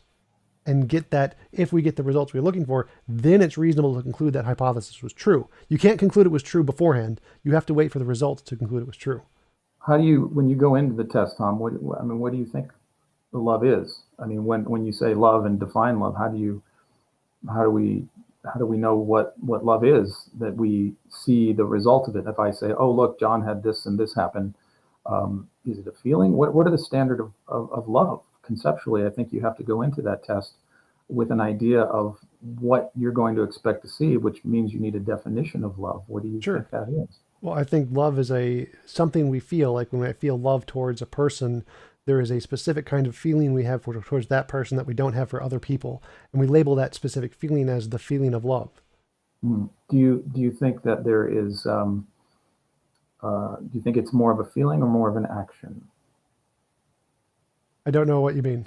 Like, Is it, as your definition of love goes, would it be something more how you personally feel? Would love be more reflected in a feeling and emotion, or would love be more reflected in your actions towards somebody? if it's a noun, then we would go for a feeling. If it's an adjective, we'd go for an action. I don't know what you mean because, So, like, okay, so that's clarification. So you see love as both a thing and an action. Is that correct? You're the word can mean between, either thing. So when I'm saying what is love, I'm looking at it from a noun perspective, like what is the ontology of love? And so if we think about love as a kind of methodology, then we can say it's an action. Those would be two different questions, and we test them differently. so how would you test the chemical reaction versus the noun versus the verb of love through physical experimentation? Well, the physical experimentation would apply to the noun version. The verb version, if we think of love as a particular kind of action, Mhm. I don't know how we would confirm that as being true or false because I don't know. I don't really haven't really thought about how exactly that would apply. I'm not sure. I'd have to actually figure out what that means. Okay. So I So don't it know. would I don't be, know how you could. I don't know would how you, verbs can be understood that way. but you, if somebody says they love you and they smack you all around and dump spaghetti on your head and tear your clothes and set your house on fire, you're not gonna believe the noun part of it, right? Yeah, because Yeah. So the so way I there is see an, it is that I think the actions are a result of the noun part, and so if so, I wouldn't see the trying to define the verb as the love itself hmm, is confusing to me. I don't see that as what that's not how I understand what love to be. I understand love to be the brain state, the noun thing, and then the actions are then a result of the brain state. So trying to figure out what would it mean for the love to be the action itself, I don't know how to process that yet. yeah, okay. So like, well, because I see that, somebody could be laying there in an MRI going, I feel love. I don't know what y'all did, but I feel like I'm in love. And then you get somebody the same thing, that they don't feel anything. So what you're going off of in the fault, ultimately the determining factor isn't necessarily the MRI or the chemical mix. It's the guy laying down going, yeah, I feel it. Is that, it's still subjective, don't you think? The No, end result. that would be objective because we can test it with multiple people. We can say if we do this one chemical reaction in this brain and they feel it and they feel it and they feel it and I feel it because I can do it to me too, and we can all correspond to that same feeling that we have towards other people that we refer to as love, then we can objectively verify yes, this is actually what it is. This is a But you're, objective measurement. so you're, but if like I use, and if I say, yeah, I feel it and you feel it and they feel it, we're all using it's a very subjective thing that would be hard to differentiate, that anything more than just a feeling. Love is just a feeling that we all seem to have. It's not something that you could, it seems to me that there's no hard data there, like there would be if the presence of hydrogen or carbon atom in a substance, that's not really the same kind of end result of an experiment as it would be in a laboratory where you're looking at carbon atoms. The love thing seems to be the participants going, yeah, I felt something. Yeah, that's Not like, because love is a conceptual thing. Like when we're saying, like, that's why there's the difference between the conceptual evidence and the empirical evidence. If you just want to say love is a thing in our head, you don't actually need empirical evidence to say, okay, it's just a thing in our head. Then if we want to make the further claim that love is just like an empirical chemical process, then we're going to need empirical evidence for that, and we're going to try and support that. But because it is just a thing in our head, the only evidence for it is going to be things in our head, like our feelings. mhm, mhm. So it does seem to be the test results.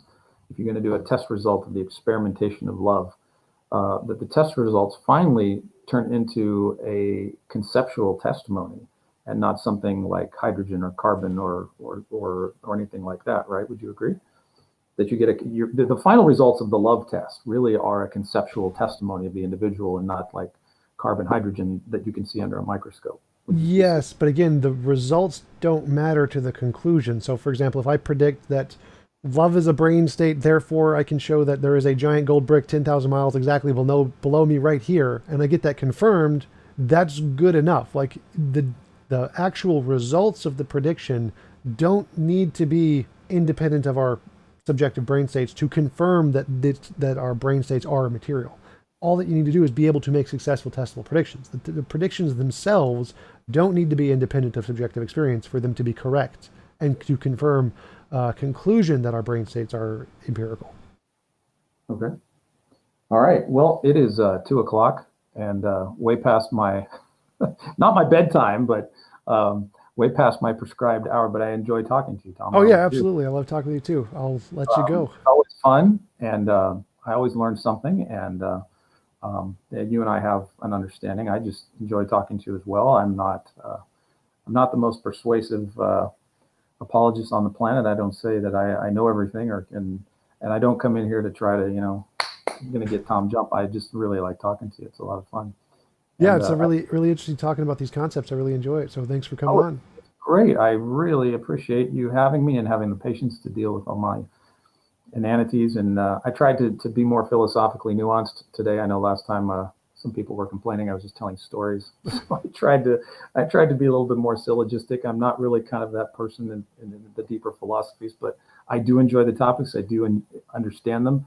And you help me to make me go, I need to think about that. That's a good point. Or how I can better respond to people's objections. So this is very helpful exercise in learning how to better listen to the other person and to help me try to articulate your point of view so that I understand it and I'm not misrepresenting it. That's also a helpful exercise I enjoy with you. You've allowed me to do that without stomping all over me. So that's really nice. I appreciate the kindness and the civility that you've extended to me. I apologize to all the audience out there that is bored to death with me. Oh no, we're getting positive comments. Like, I wish more religious people were like Dan. Well, yay! But if you want to do this again, I'm down for another one. It takes me about a month to prepare for you, sir. So I do my homework. I want to have good answers. But yeah, like we're getting lots of good comments. This was a great discussion from both sides. We need to have more discussions like this in our lives. So yeah, we're getting lots of stuff. Awesome. So you pick. Well, maybe we can make this a monthly thing. Yeah, sure. If you pick a topic, let me know, and I'll do my homework. Definitely. Great. I'll talk to you later. Let you go home. Hey, and just because we're shutting the mic off doesn't mean you can't email me or text me or whatever. Stay in touch on Twitter and email me. And if you want to email me, though, use the Psalm address that I gave you. Yep. You still have that? Yeah. So get a hold of me that way. And whatever topic you want to go more into the universe and mathematics or whatever, or we could talk about my book, or we can talk about anything else you want, Old Testament, Moses, whatever you want. I don't care. Sure, sounds good. All right, man. Thank you, and thanks everybody for your nice comments. I had fun. Yep. Talk to you later.